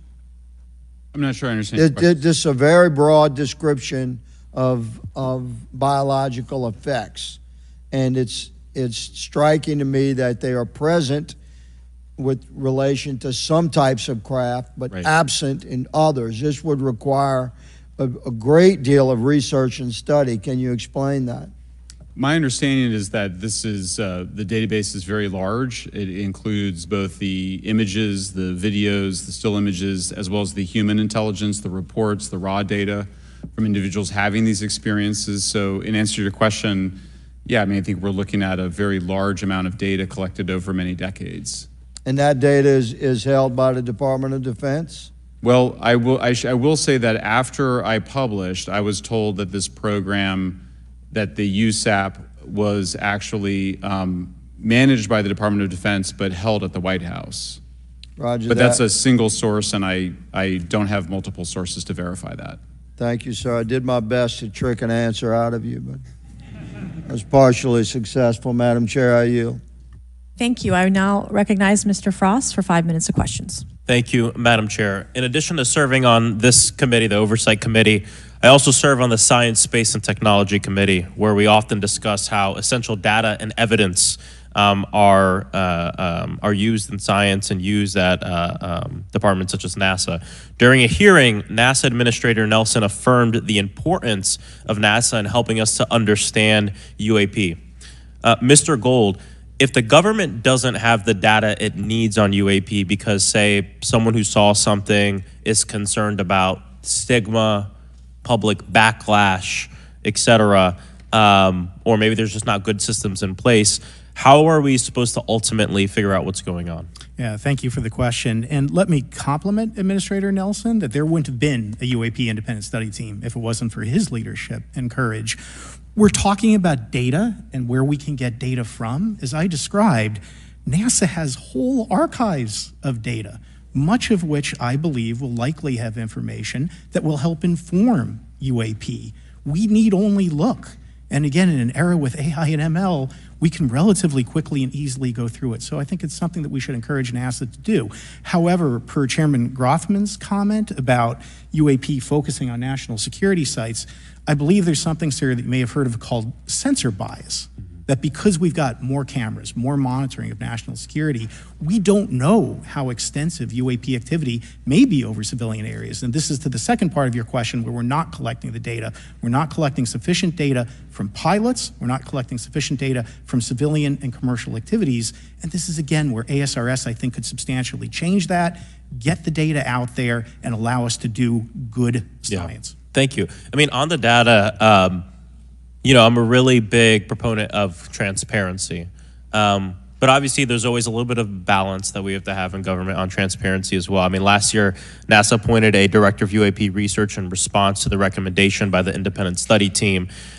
In the final report, there's a quote, "Despite numerous accounts and visuals, the absence of consistent, detailed, and curated observations means we do not presently have the body of data needed to make definite and scientific conclusions about UAP." Can you just talk really quickly about that balance of security and transparency? So I can say, having served at NASA, it is the most transparent organization I've ever been in. When we would have conversations of executive leadership, things would leak out almost instantly. So I can assure you, intentionally or not, NASA's very transparent. I don't know if many of you have worked with engineers or scientists. They love to talk. So I believe that NASA is a paradigm of transparency, but we must have the ability and the data to be able to be transparent with. And if we're not gathering that, if we're not looking at it, then we can't bring NASA into the game and get to that good science that you need. You know, it was about a year ago, I was touring a facility with a pretty senior government official. We went by a certain hangar and they said, yeah, that's, you know, a company leases that out. We don't really know what's going on in there. We have no way of knowing what's going on in there. And there was a few of those, in fact, while we were driving around this facility. To what extent do you think that some of the UAP out there comes from off the books or unauthorized experimental aircraft? I mean, I think probably the vast majority of UAP are drones, experimental aircraft, weather conditions, which is again why I say if we review the data, I think we're going to discover a lot about things we weren't even thinking about. But there is a percentage that isn't. And looking into those anomalies is how discoveries will be made. And relative to science, Congressman, if I can say, when NASA studies black holes, when NASA studies galaxies, we have instruments that are tailored to do so. With UAP, we're using cockpit gun cameras or cell phones. We could never do good science with that. And let me tell you, the NASA budget is under pressure. We need to make sure that the Artemis program is funded fully. We need to beat China to the moon and maintain our presence in low Earth orbit. So NASA would need more money to do this, but I think tailored instruments that would look at UAP in the same way that we have tailored instruments to look at astronomical data is important to gathering valuable and uniform information. If we were studying black holes by using fighter cockpit cameras, we probably wouldn't know that much about black holes. 100%. Well, I think it's important that federal leaders take the necessary steps to ensure that UAP does not pose threats to the American public as well, and that we have the necessary budgets to collect this data so we can actually see what's going on. And I'm fully supportive of funding the Artemis mission. I think it's very important. Also, a personal note, the pilot is a frat brother of mine. He is a member of the Phi Beta Sigma Fraternity Incorporated, and so I would love to see my fraternity make it to the moon. But Redwire is building the cameras for Artemis, so we will take some pictures of your frat brother and get them. There we go. Thank you so much. I yield back. Thank you. I will now recognize Ms. Luna for 5 minutes of questioning. Mr. Elizondo, to your knowledge, can you name the country and around time frame that the first back-engineered UAP program started? Ma'am, unfortunately, I would not be able to have that conversation in public. Can anyone on the panel name that? None of you? Okay. This next question is for Mr. Gallaudet. To your knowledge, have any USOs ever outpaced our submarines? Yes, ma'am. At what magnitude? I don't have the exact speed, but again, a witness came to me, a credible former submarine officer who observed it on sonar data. And this was in the 80s in the North Atlantic during a storm, and it outpaced his submarine by orders of magnitude. Are you aware of any hotspots that currently exist off our shores in North America? Not with sufficiently credible data, ma'am. Okay, we've heard reports of there potentially being hotspots, maybe entry and exit points. Have you heard of any of that? I have not, ma'am, but my colleague here, Mr. Elizondo, does discuss some USO activity that he's observed in certain DoD databases. Mr. Elizondo, in regards to these aircraft being piloted by whatever they might be, non-human biologics, would you agree that it's likely that they are being piloted by some mind-body connection? Ma'am, I think it is safe to presume here that they are being intelligently controlled because some cases seem to anticipate our maneuvers, and in other cases they seem to, I came across an email where the word stalked was used in a very secure email between Navy officers discussing their ships being pursued by a UAP. In our previous panel, we had Grush, and he had testified to say that some of these were interdimensional beings. Can you speak on that at all? Ma'am, I'm not qualified, certainly as a scientist or otherwise, to speculate points of origin. I looked at everything from a scientific perspective. So if you look at, for example, instantaneous acceleration, which was one of the observables of the program that I belong to, ATIP, the human body can withstand about 9 G-forces for a short period of time before you suffer negative biological consequences, blackouts and ultimately redouts and even death. Comparison, our best technology, the F-16, which is this older platform, but one of our most highly maneuverable aircraft, manned aircraft, made by General Dynamics, can perform about 17 or 18 G-forces before you start having structural failure, meaning that the airframe begins to disintegrate while you're flying. The vehicles we're talking about are performing in excess of 1,000, 2,000, 3,000 Gs. So are you, I guess, would it be safe to infer that they're living craft? You know, I'm not prepared at this point to state for the record is something alive or not, because even that definition is hard. There was a time in science we thought that life required oxygen, and we now know that's not true. There are anaerobic bacteria that thrive in oxygen environments that lack oxygen. And so also same with photosynthesis. When I was in college, I was told everything is derived from photosynthesis as a form of energy. In reality, that's not true. There are things that live off of chemosynthesis. So we're constantly having to reevaluate our understanding of what the definition of life is. Do any of you ever come across reports from people that claim to have firsthand experiences with these entities, whatever they might be, or these aircraft, and then as a result, whether or not they're religious, find that these things will automatically disappear? Anyone, and this is open to any of you on the panel. So just real quick, because I'm running out of time. Lou? Ma'am, I've always been a nuts and bolts kind of guy. When I was at ATIP, I was focusing more on the performance characteristics and less on the potential occupants. Okay, the reason I ask is because it seems like, just based on our conversations, that we've had people that say that there are good and bad of whatever these things are. And so my concern from a national security perspective is A, that true? B, are you guys hearing the reports of that? And C, I think moving forward in regards to technology, Mr. Gold, if you can answer this real quickly, some of these aircraft, it seems that they are operating off of energy that we don't currently have. But just yes or no, in your opinion, if we were able to obtain that, would that impact humanity for the better or negative? Would certainly save us some money on funding on Artemis. Definitely. And this is a national security issue, that if there is such technology out there, we're not the only country that might have access to it. We don't want to be on the wrong end of technological surprise. Okay, thank you guys for your time. All right, thank you. I will now recognize Mr. Garcia for 5 minutes. Thank you, and I apologize for stepping out. My governor is here upstairs, so I'm trying to get in between meetings, so I apologize for that. I want to just start by just asking everyone on the panel or witnesses, and I had a chance to read all the testimony before, but just to set the agenda, just if we can go down real briefly, do you believe, just for the record, that the federal government, any part of the federal government, is knowingly concealing evidence about UAPs from the public? Yes, sir. 100%. Yes. Yes.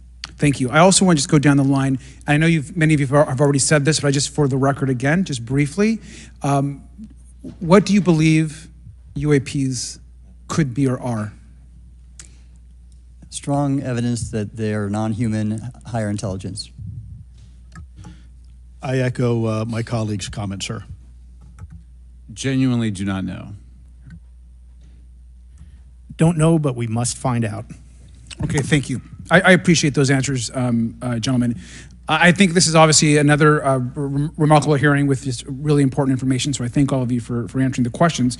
Admiral, I just want to go back to one thing. Now, last year, our subcommittee heard from 2 retired Navy pilots, Lieutenant Ryan Graves and Commander David Fravor, regarding UAPs. Actually, I think Ryan is here in the audience and been a great person to get to know and to have conversations with. He, of course, has been involved in the Safe Airspace for Americans Act with Chairman Graves, with Chairwoman Mace for UAP reporting by civilian aviation personnel. Can you discuss briefly why it's important for civilian pilots to be able to report UAPs and why these legal protections are critical for our national security? Yes, Congressman, thank you. And I did invite Ryan Graves is my guest, as I'm on his advisory board for the Americans for Safe Aerospace, and the legislation that you supported and introduced, I fully support as well. And I think it's important that more civilian pilots, commercial pilots, report so we can better understand and learn and do research on UAP, as well as remove the stigma so more citizens report on what they observe. And also, it'll only contribute to aviation safety when we have a better understanding of where these UAP are, how they operate, and at what frequency and what capability level. So it's important for aviation safety, and it'll be important for moving science and research forward. Thank you, sir. And I just want to reiterate to my colleagues, I mean, this is a very bipartisan piece of legislation, and we just got to continue to get this through the Congress, and it's incredibly important that civilian pilots have the opportunity to safely report the UAPs that they are seeing or encountering in the air. And I can't express how critical this piece of what I believe is a larger collection of evidence and facts actually happen. We've been approached by pilots. I've talked to folks that have been engaged with our office and others, and there is still enormous stigma. And essentially, we don't have a system where folks are feeling free to be able to report what they're seeing. And so I just want to reiterate that advocacy. Mr. Gold, in your testimony, you discussed NASA's aviation safety reporting system, a confidential, non-punitive reporting mechanism. In the Safe Airspace for Americans Act, we explicitly allow for civilian reporting, of course, of UAPs. Can you explain why the NASA task force recommended the use of the aviation safety reporting system? The aviation safety reporting system is an existing system that is trusted, that has taken hundreds of thousands, now millions of cases. And again, recognizing budgetary constraints, this seemed like the perfect way to be able to gain more data. And when it comes to the stigma, sir, it's something that pilots are used to reporting on, that crew is used to reporting on. So it's a great way to get data, to overcome the stigma without spending really that much more additional money since the system exists. Thank you so much for your support of that. Thank you for what Ryan Graves does. This is a common sense means to expose the truth of UAP for the purpose of this hearing. Thank you. And I just want to also add, now earlier this year, as part of the House Defense Authorization Bill, the NDAA, I filed an amendment to include the UAP Disclosure Act, which would create a UAP Records Review Board and exercise of eminent domain over UAP-related material, modeled actually on the JFK Assassination Records Collection Act, which is widely known. Now, the amendment was blocked, but thankfully the Senate included the amendment by Senator Rounds and Schumer for the UAP Disclosure Act. So I just again want to say that we should be pushing and ensuring the UAP Disclosure Act, which is bipartisan in its support, should move forward. And if I can just briefly, particularly Admiral, can you just briefly, as I close my time, explain why the UAP Disclosure Act would be critical for us and our national security? Thank you, Congressman. Yes, I believe the UAP Disclosure Act is important for national security, as well as advancing potential socioeconomic benefits resulting from UAP research, as well as public safety, as we referred to previously regarding aviation. And this act will allow for greater transparency and open research, and that's why I'm also a member of the UAP Disclosure Fund as an advisor, as in the Sol Foundation, as an advisor, senior strategic advisor, which is advocating for the same. Thank you very much. I yield back. All right, thank you. I'd like to recognize Mr. Biggs for 5 minutes of questioning. Thank you, Madam Chair. Thank you for holding this committee. Thank you to the witnesses. Admiral, the video that is called the Go Fast video, the email that you've talked about being deleted, I just want to briefly cover this. You said that the email, the author was asking whether any of the recipients were aware of the classified technology demonstrations that it could explain the objects that were observed. And then you said the email disappears. Then you guys have a series of meetings. The commander of fleet forces and his operations officer never discussed the incident again. Is that right? Is that accurate? That's accurate, sir. And even during weekly meetings, it was never discussed again. My question for you is, you were in those meetings. Did you personally hear that nothing was going on about that? Yes, sir. I was in those meetings, and did you make inquiries about that? No, I did not, sir, because I inferred, since I had been read into other special access programs, that this UAP video was part of one that I was not read into, or any of the recipients, or the author of the email, and that an intelligence agency basically pulled it back and instructed the author of the email, hey, this is, you just conducted what they call spillage into a lower classification level. And when that's done, the procedures are basically to remove any of the communication. You're going to silo it. So, and you, Mr. Elizondo, you said in your report and your testimony today, a government work on the UAP subject still remains classified. Excessive secrecies led to grave misdeeds against loyal civil servants, military personnel, and the public, all to hide the fact that we are not alone in the cosmos. Fair? Yes, sir. All right, and all of you, and Mr. Schellenberger, by the way, I've read several of your books, Mr. Schellenberger, excellent stuff. Thank you. What I would say too is, you were asked about the veracity of the author of this report. You comfortable with the veracity? Yes. Okay. And then, and I'll get to you in a second, Mr. Gold. We'll talk about Kuhnian and Lakatoshian scientific advancement and how we're obviating that through these processes. But we'll get to that in a sec. Because what I want to really get to is the ultimate question it really becomes this.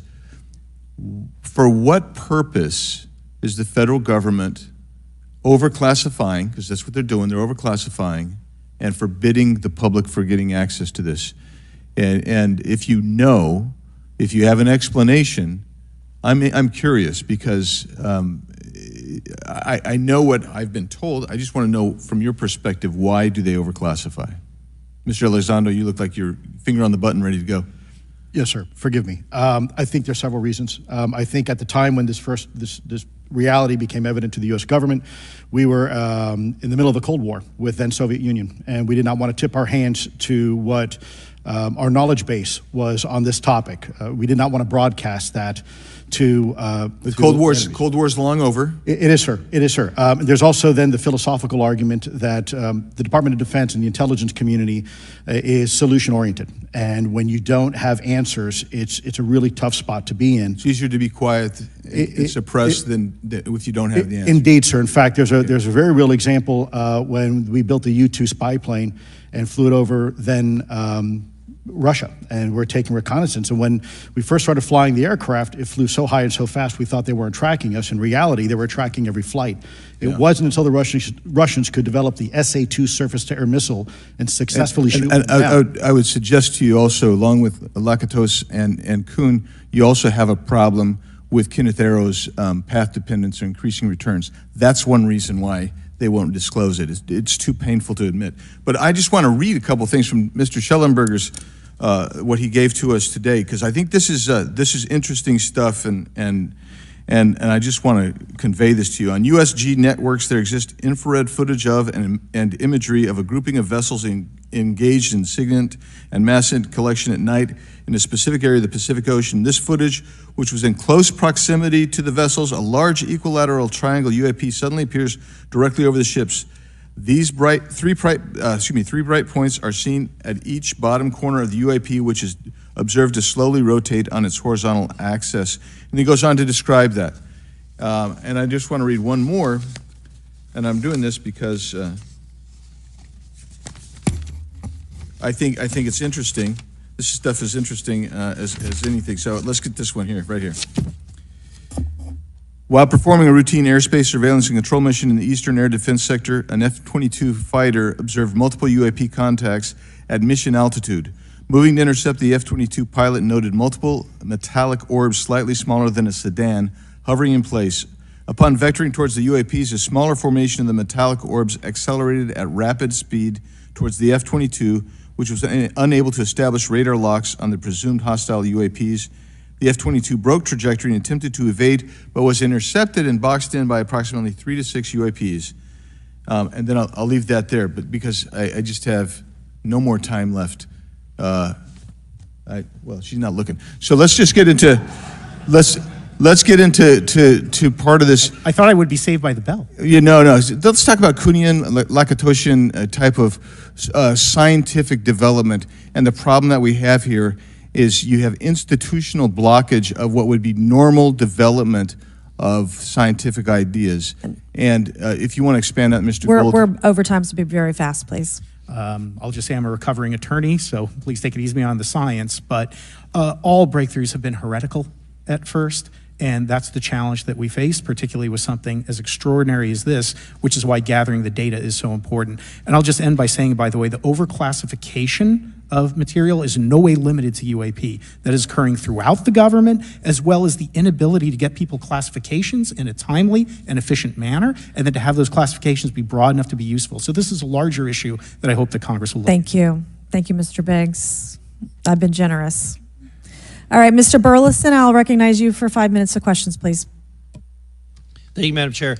Mr. Elizondo, does any branch of the United States government or defense contractors possess technology? Sir, there's documentation that I believe was submitted for the record that was approved for release by the U.S. Pentagon, by the Department of Defense Office of Pre-Publication Security Review, and it states one of the reasons why my predecessor program, OSAP, was trying to collect material of unknown origin. Was it successfully collected? It was not. What happened is that there was an aerospace contract company that requested to divest itself of the material that was collected in the 1950s. Right. Unfortunately, that didn't actually occur. So let's dive into that. That's the Bigelow Aerospace, correct? So yes, sir. There was a journalist, Christopher Sharp, who said that there was a transfer between Lockheed Martin, Bigelow Aerospace, and the CIA allegedly blocked this. Can you describe that? What I can say is that it was blocked. Why it was blocked, I can only surmise. I was part of some conversations later on with some of those contract personnel where they had told all of us that is accurate. What we required was a memo from the Secretary of the Air Force in order to make that complete, and that never occurred. And so when Secretary Mattis became Secretary of Defense, I decided it would be appropriate for me to try to receive a memo from him as SecDef, as Secretary of Defense, if we could not get a memo from the Secretary of the Air Force to transfer that material. So if that material exists today, who's in possession? Sir, I wouldn't be able to have that conversation in an open hearing. We'd probably have to have that. Okay, my question to you then is, if we were in a secure setting, if we were in a SCIF, would you be able to provide or get access to something, whether it's visuals or material that we could put our hands on, or biologics, that would convince me, that would show me that we have non-human origins? Sir, that decision would not be mine. That would be to the gatekeeper still in the U.S. government. And who would so if you were in our shoes, where would you go from here? How would you get that information? A lot of times we just don't know who to ask because we don't know where to go next. So if you were in our shoes, where would you go? Well, I prefer to answer that question in a closed session. However, we established Aero for that very purpose, and unfortunately, under its previous leadership, it failed. So one would hope that they would have the authorities necessary to do that. Let's hope that this new iteration of leadership will be successful. In the discussions, it's simply about material, or is there discussion about it was previously testified that there was biologics that were collected. Are you aware of any of that? I am, sir, aware of the reporting that biologics have been recovered. Again, my focus was more nuts and bolts, looking at the physical aspects of these phenomenon, how they interacted around military equities and nuclear equities. So I'm certainly not a medical expert. I would not be able to probably provide you a whole lot of value in that simply because I don't have the expertise. But was anything described as that we have possession of bodies? Yes, yes. Is it multiple types of creatures, or? Sir, I couldn't answer that. I can tell you anecdotally that it was discussed quite a bit when I was at the Pentagon. The problem is the supposed collection of these biological samples occurred before my time, in fact, before I was even born. And was this part of the Lockheed Martin discussion, or was this the biologics is a completely separate? Separate yet related. Okay. Has anyone made contact? Sir, I'm sorry, could you specify? Has there been any, to your knowledge, any communication with a non-human life form? So the term communication is a bit of a trick word because there's verbal communication like we're having now. The problem is you also have nonverbal communication. And so I would say definitively yes, but from a nonverbal meaning, when a Russian reconnaissance aircraft comes into U.S. airspace, we scramble 2 F-22s, and we are certainly communicating intent and capability. I think the same goes with this. We have these things that are being observed over controlled U.S. airspace, and they're not really doing a good job hiding themselves. They're making it pretty obvious they have the ability to even interfere with our nuclear equities and our nuclear readiness. Is the United States government or in our contractors, are they pulling technology from this? Are they're reverse engineering this? Sir, as I previously stated, and please forgive me, I am not authorized to discuss specifics about crash retrievals. I signed documentation with the U.S. government. What I can say was, after a very thorough review process by the Pentagon, what I wrote about, and that was my limit, unfortunately, that I was given. Thank you. Yes, sir. Thank you. I would like to recognize Mr. Timmons for 5 minutes of questioning. Thank you, Madam Chair. Mr. Elizondo, you just said something interesting. You said they don't seem to be hiding. They don't seem to be hiding. The UAP sightings are becoming increasingly brash, if you will. And, we've been hearing about these for years, but they've generally been isolated and not as consistent and over critical military installations. Would you say that's fair? Is this becoming increasingly often? Is it happening more and more? Great question, sir. Let me see if I can answer this for you. Certainly there seems to be some indication that they're being provocative, meaning that they're, in some cases, literally splitting aircraft formations right down the middle. So that's an air safety issue. The question is it the frequency increasing? And really the response is, it depends. Yes, it's possible that there is an increase in frequency, but it's also possible that there's heightened awareness now, and there's also more pervasiveness of technology out there that's collecting this information and that can record this information. So we're not quite sure yet if it's actually an increase in numbers of these events, or is it that we have better equipment now that to record these things, and we have a better ability, if you will, to analyze these things. And that's my next question.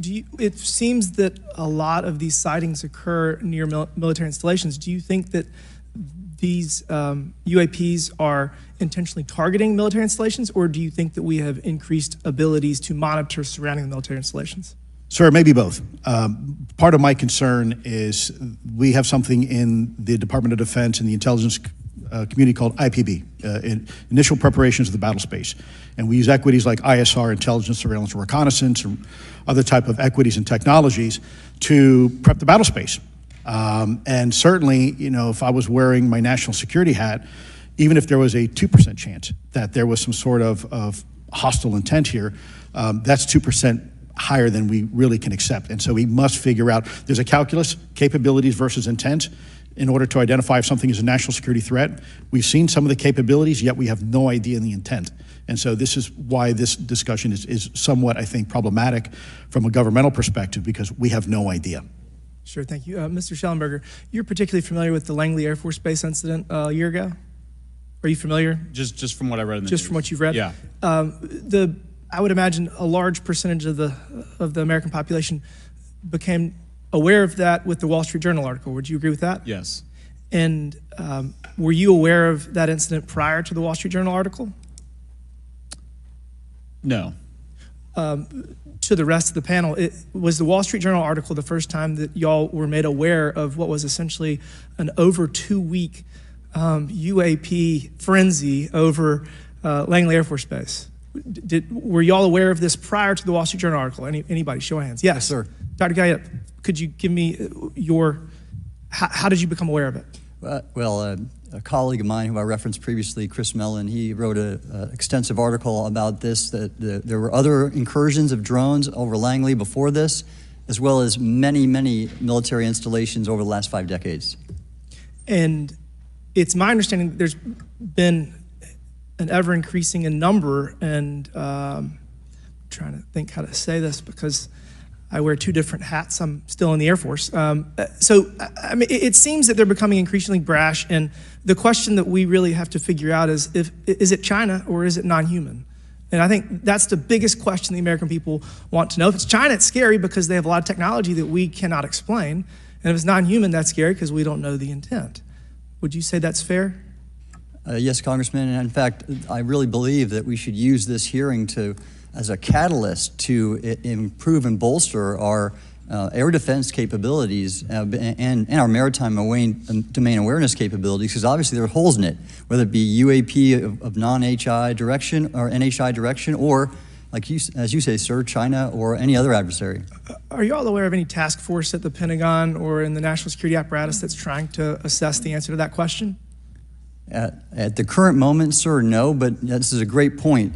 From 2020 to 2022, there was a UAP task force in the DoD succeeding where Mr. Elizondo worked, led by Jay Stratton, who had the first comprehensive whole-of-government approach to UAP, which involved pathways to declassification and to increase transparency, as well as assessing the national security risks of UAP. This was a really well-established approach, and we have all advocated that something like it return. I'm running out of time. The last thing is that we need authorities. The law enforcement, military do not have authorities to actually engage, and Congress needs to act to give those authorities to local law enforcement and the military so they have clear guidelines on how to assess these issues going forward. I yield back. Thank you. Thank you. I'd like to recognize Ms. Boebert for 5 minutes of questioning. Thank you, Madam Chair. Now that we have all been cautioned in this committee hearing that the mention of Pentagon's Immaculate Constellation program could put us on a list, well, I already find myself on many lists, I'm sure. So I speak my mind often, so why not just keep going with it? May as well just go all out and say it. The earth is flat, birds are government drones, and we've never set foot on the moon, and Joe Biden received 81 million votes in the 2020 election. So let's just see how many lists we could get on here today. But Mr. Schellenberger, I wanted to ask you, I think I understand from this hearing that you would agree that classifying information like this is not in the best interest of the people. Is that correct?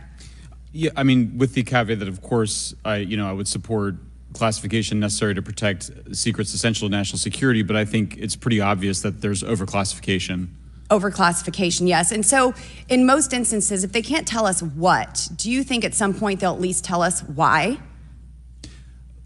President-elect Trump has repeatedly committed to greater transparency, both on the UAP issue, on JFK files, on COVID origins, and many other things. So I think that we need to make sure that the next administration is held accountable for that. Agreed. And this is for all four of you. Yes or no, please. I have many questions I want to get to.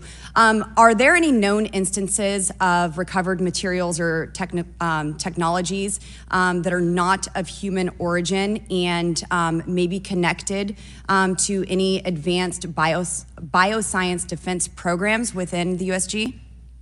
I don't know. I wouldn't be able to answer that, ma'am. I don't know.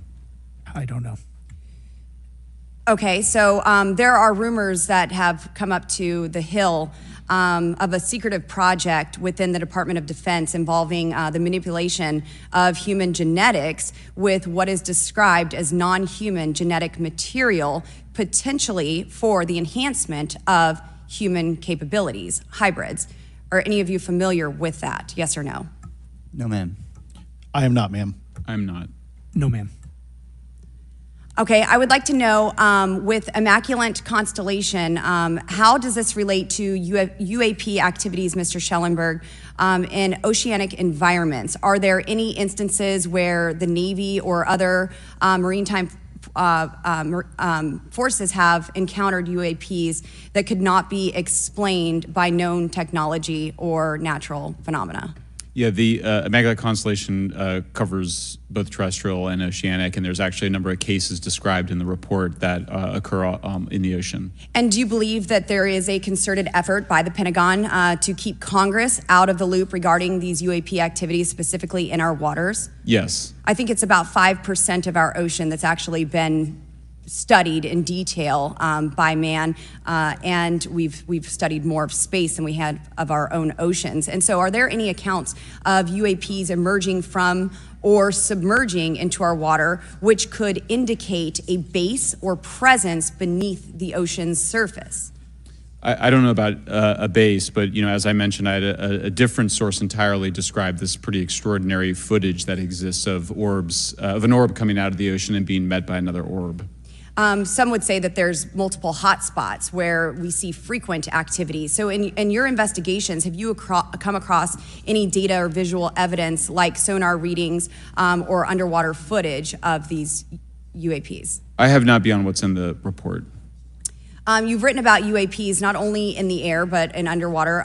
Are there any specifics on what you've learned about the UAP activity in our oceans? Particularly, have you spoken with sources who have provided any evidence or eyewitness accounts of these UAPs interacting with our naval forces or being detected by our underwater surveillance systems? Nothing beyond what's in the report and then the specific case that I mentioned with the orbs. So this report says it all. There's no other information that we are aware of regarding the activity within our waters. I have other sources that have told me that have shared a significant amount of information, but they're not comfortable with me sharing it at this point. Okay. Are there any technological capabilities observed in these oceanic UAPs that seem to defy our current understanding of physics or our engineering capabilities? It seems like they all do. Yes, I would agree with that. My time is up, but I do appreciate your bravery, your courage for coming here and speaking today. And seems like there's still some questions that we need answers to, and we will not relent until we get those to the American people. Thank you all. Thank you. I move to allow myself and the ranking member 5 additional minutes for questions without objection, so ordered. Mr. Elizondo, were you read into the Immaculate Constellation program? I would not be authorized to confirm nor deny the existence of any ongoing or past program, especially as it relates to a special access program, either by name or trigraph. Okay, and then does the U.S. government or private contractors, do they work with other foreign countries, China, for example, to exchange data, quote from a source, that intelligence data about UAP? Let me see if I can answer that a little bit more generally, ma'am, if I may. We do have foreign material exploitation programs. That is something that is widely known, and that term itself is unclassified. How exactly that works becomes a bit sensitive. A discussion we could certainly have in a closed session if you like. We do work with international partners and allies quite often, not just in military exercises and workups, but in other intelligence efforts as well. In terms of material that's given to private contractors, is certain material given to certain contractors because of their experience? So for example, if it's related to submerged and undersea propulsion, would it go to a general contractor like General Dynamics? Yes, ma'am, absolutely correct. Different contractors have different levels of expertise. What's Lockheed's expertise? Aerospace, ma'am. In the UAP space, that's all that, they wouldn't do submerged? No, I didn't say that, ma'am. Okay. Lockheed Martin and others do quite a bit of work both in our atmosphere, in space, and even underwater. There are certain efforts to.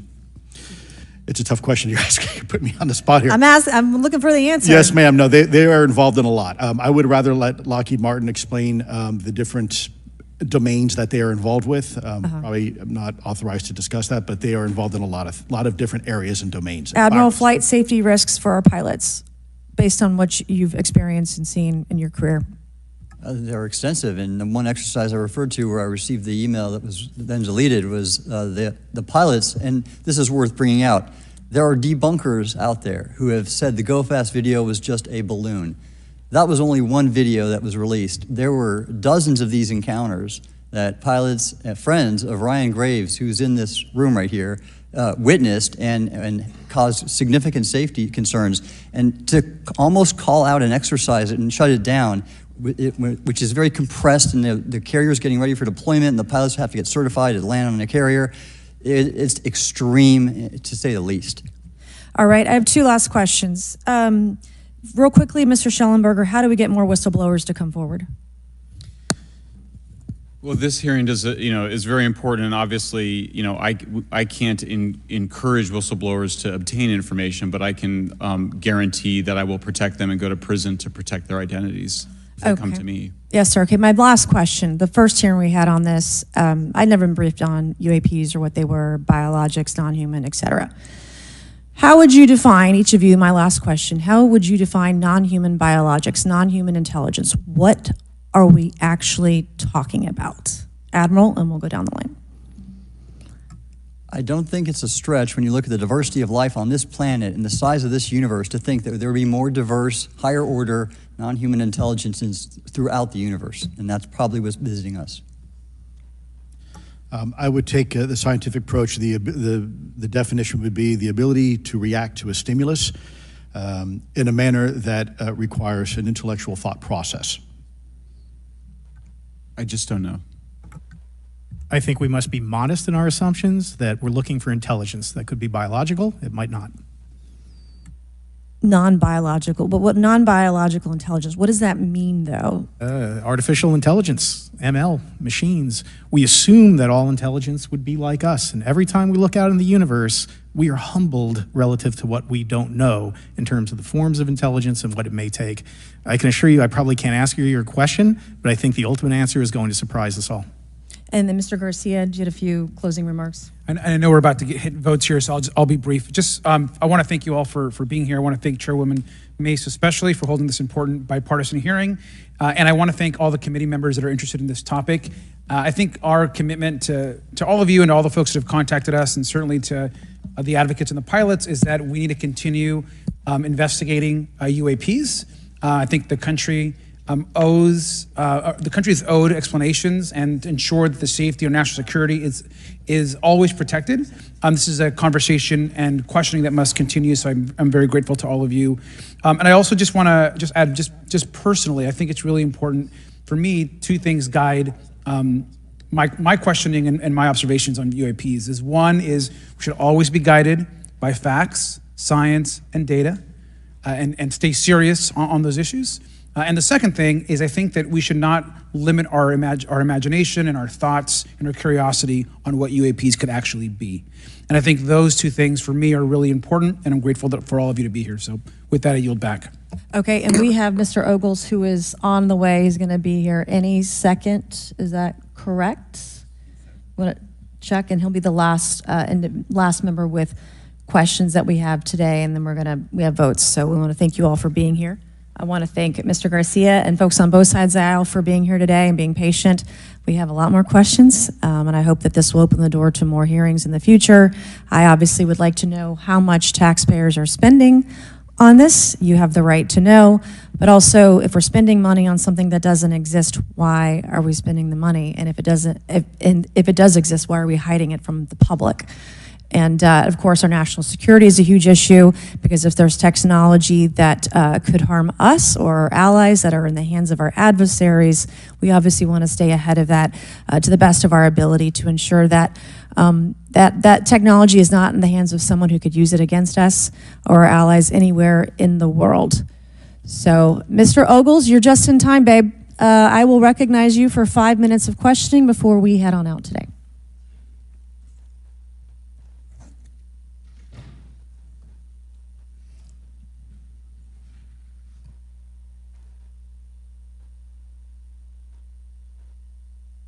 Well, thank you all for being here, and Madam Chairwoman, I'm out of breath because I sprinted to get here, but this is an important hearing. I think we all know that there's something going on. Mr. Elizondo, based on your knowledge of UAP sightings, do you believe it's fair to say that they are especially common near nuclear sites? Yes, sir. Mr. Congressman, I absolutely am convinced of that, as are my colleagues inside the government. And the reason why I pose that question, and this has been one of my talking points from the beginning, is, Oak Ridge is in Tennessee. The so-called weather balloon that drifted, that we now know was controlled, it passed near Oak Ridge. It obviously is a sensitive site, both of interest to our adversaries and to whatever else this is. Because we know that at military installations, at sensitive locations, such as nuclear facilities, that we're seeing this take place. So the question is what is it?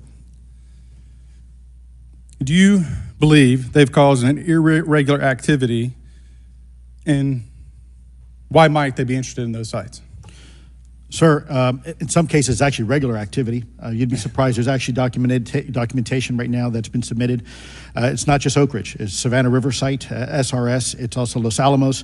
A lot of our sensitive R&D locations appear to be under some sort of surveillance and monitoring. Why? Well, because a lot of innovation comes out of those areas, a lot of new technologies, a lot of, if you will, disruptive technologies that we use for our national defense originates out of those locations, and advanced concepts in physics as well. So if I was doing any type of reconnaissance, even on a foreign adversary, that's a great target to start with. Sure, and again, this has been one of my talking points. I do have questions. What role might the Department of Energy or its subsidiaries or affiliates have in this type of technology, or possessing this type of technology, whether it's ours or others? Mr. Gallaudet, I think your testimony has been pretty clear, but would you please reiterate that do you believe UAPs pose a threat to pilots? Excuse me. Yes, sir. Absolutely. They were threatening Navy pilots during the exercise that I was, my people were involved with in 2015, and it's my understanding they're risking pilot safety, commercial and military, today. Well, considering, and I understand that there's a need in some cases to keep certain technologies secret, but you believe that it is posing a threat to our personnel, correct? Yes, sir. So I think it's reasonable to conclude that if there's a threat to our personnel who are serving our country faithfully, that there be oversight. 100%, Congressman. And in fact, that's the one thing that we've not talked about enough during this hearing is the fact that the government executive branch not sharing with Congress what it knows about UAP infringes on your legislative and oversight responsibilities to such an extent that's very concerning. I mean, what else are we, if you look at national security or intelligence or foreign affairs or appropriations, you all have oversight and legislative responsibility regarding those. This UAP issue may be the greatest issue of our time, and it's being hid from you.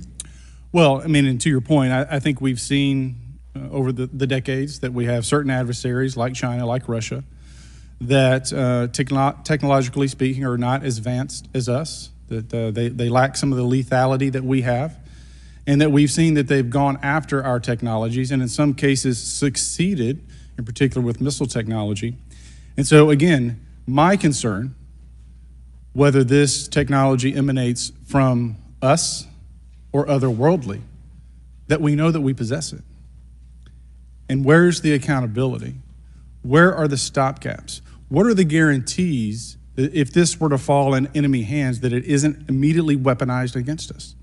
And I'll say this, it is clear from my experience and what I've seen that there is something out there. The question is it ours? Is it someone else's? Or is it otherworldly? And Madam Chairman, I would posit that as the legislative body, as the regulatory body, we must know. And anyone who prevents us from gaining access to that information, I would consider that criminality. Because we have U.S. personnel who may very well be in harm's way. We have technology that ultimately may threaten our very existence. With that, Madam Chairman, I thank you for your indulgence, and I yield back. Thank you, Mr. Ogles. And with that and without objection, all members will have 5 legislative days within which to submit materials and to submit additional written questions for the witnesses, which will be forwarded to the witnesses for their response. If there's no further business without objection, the subcommittee stands adjourned.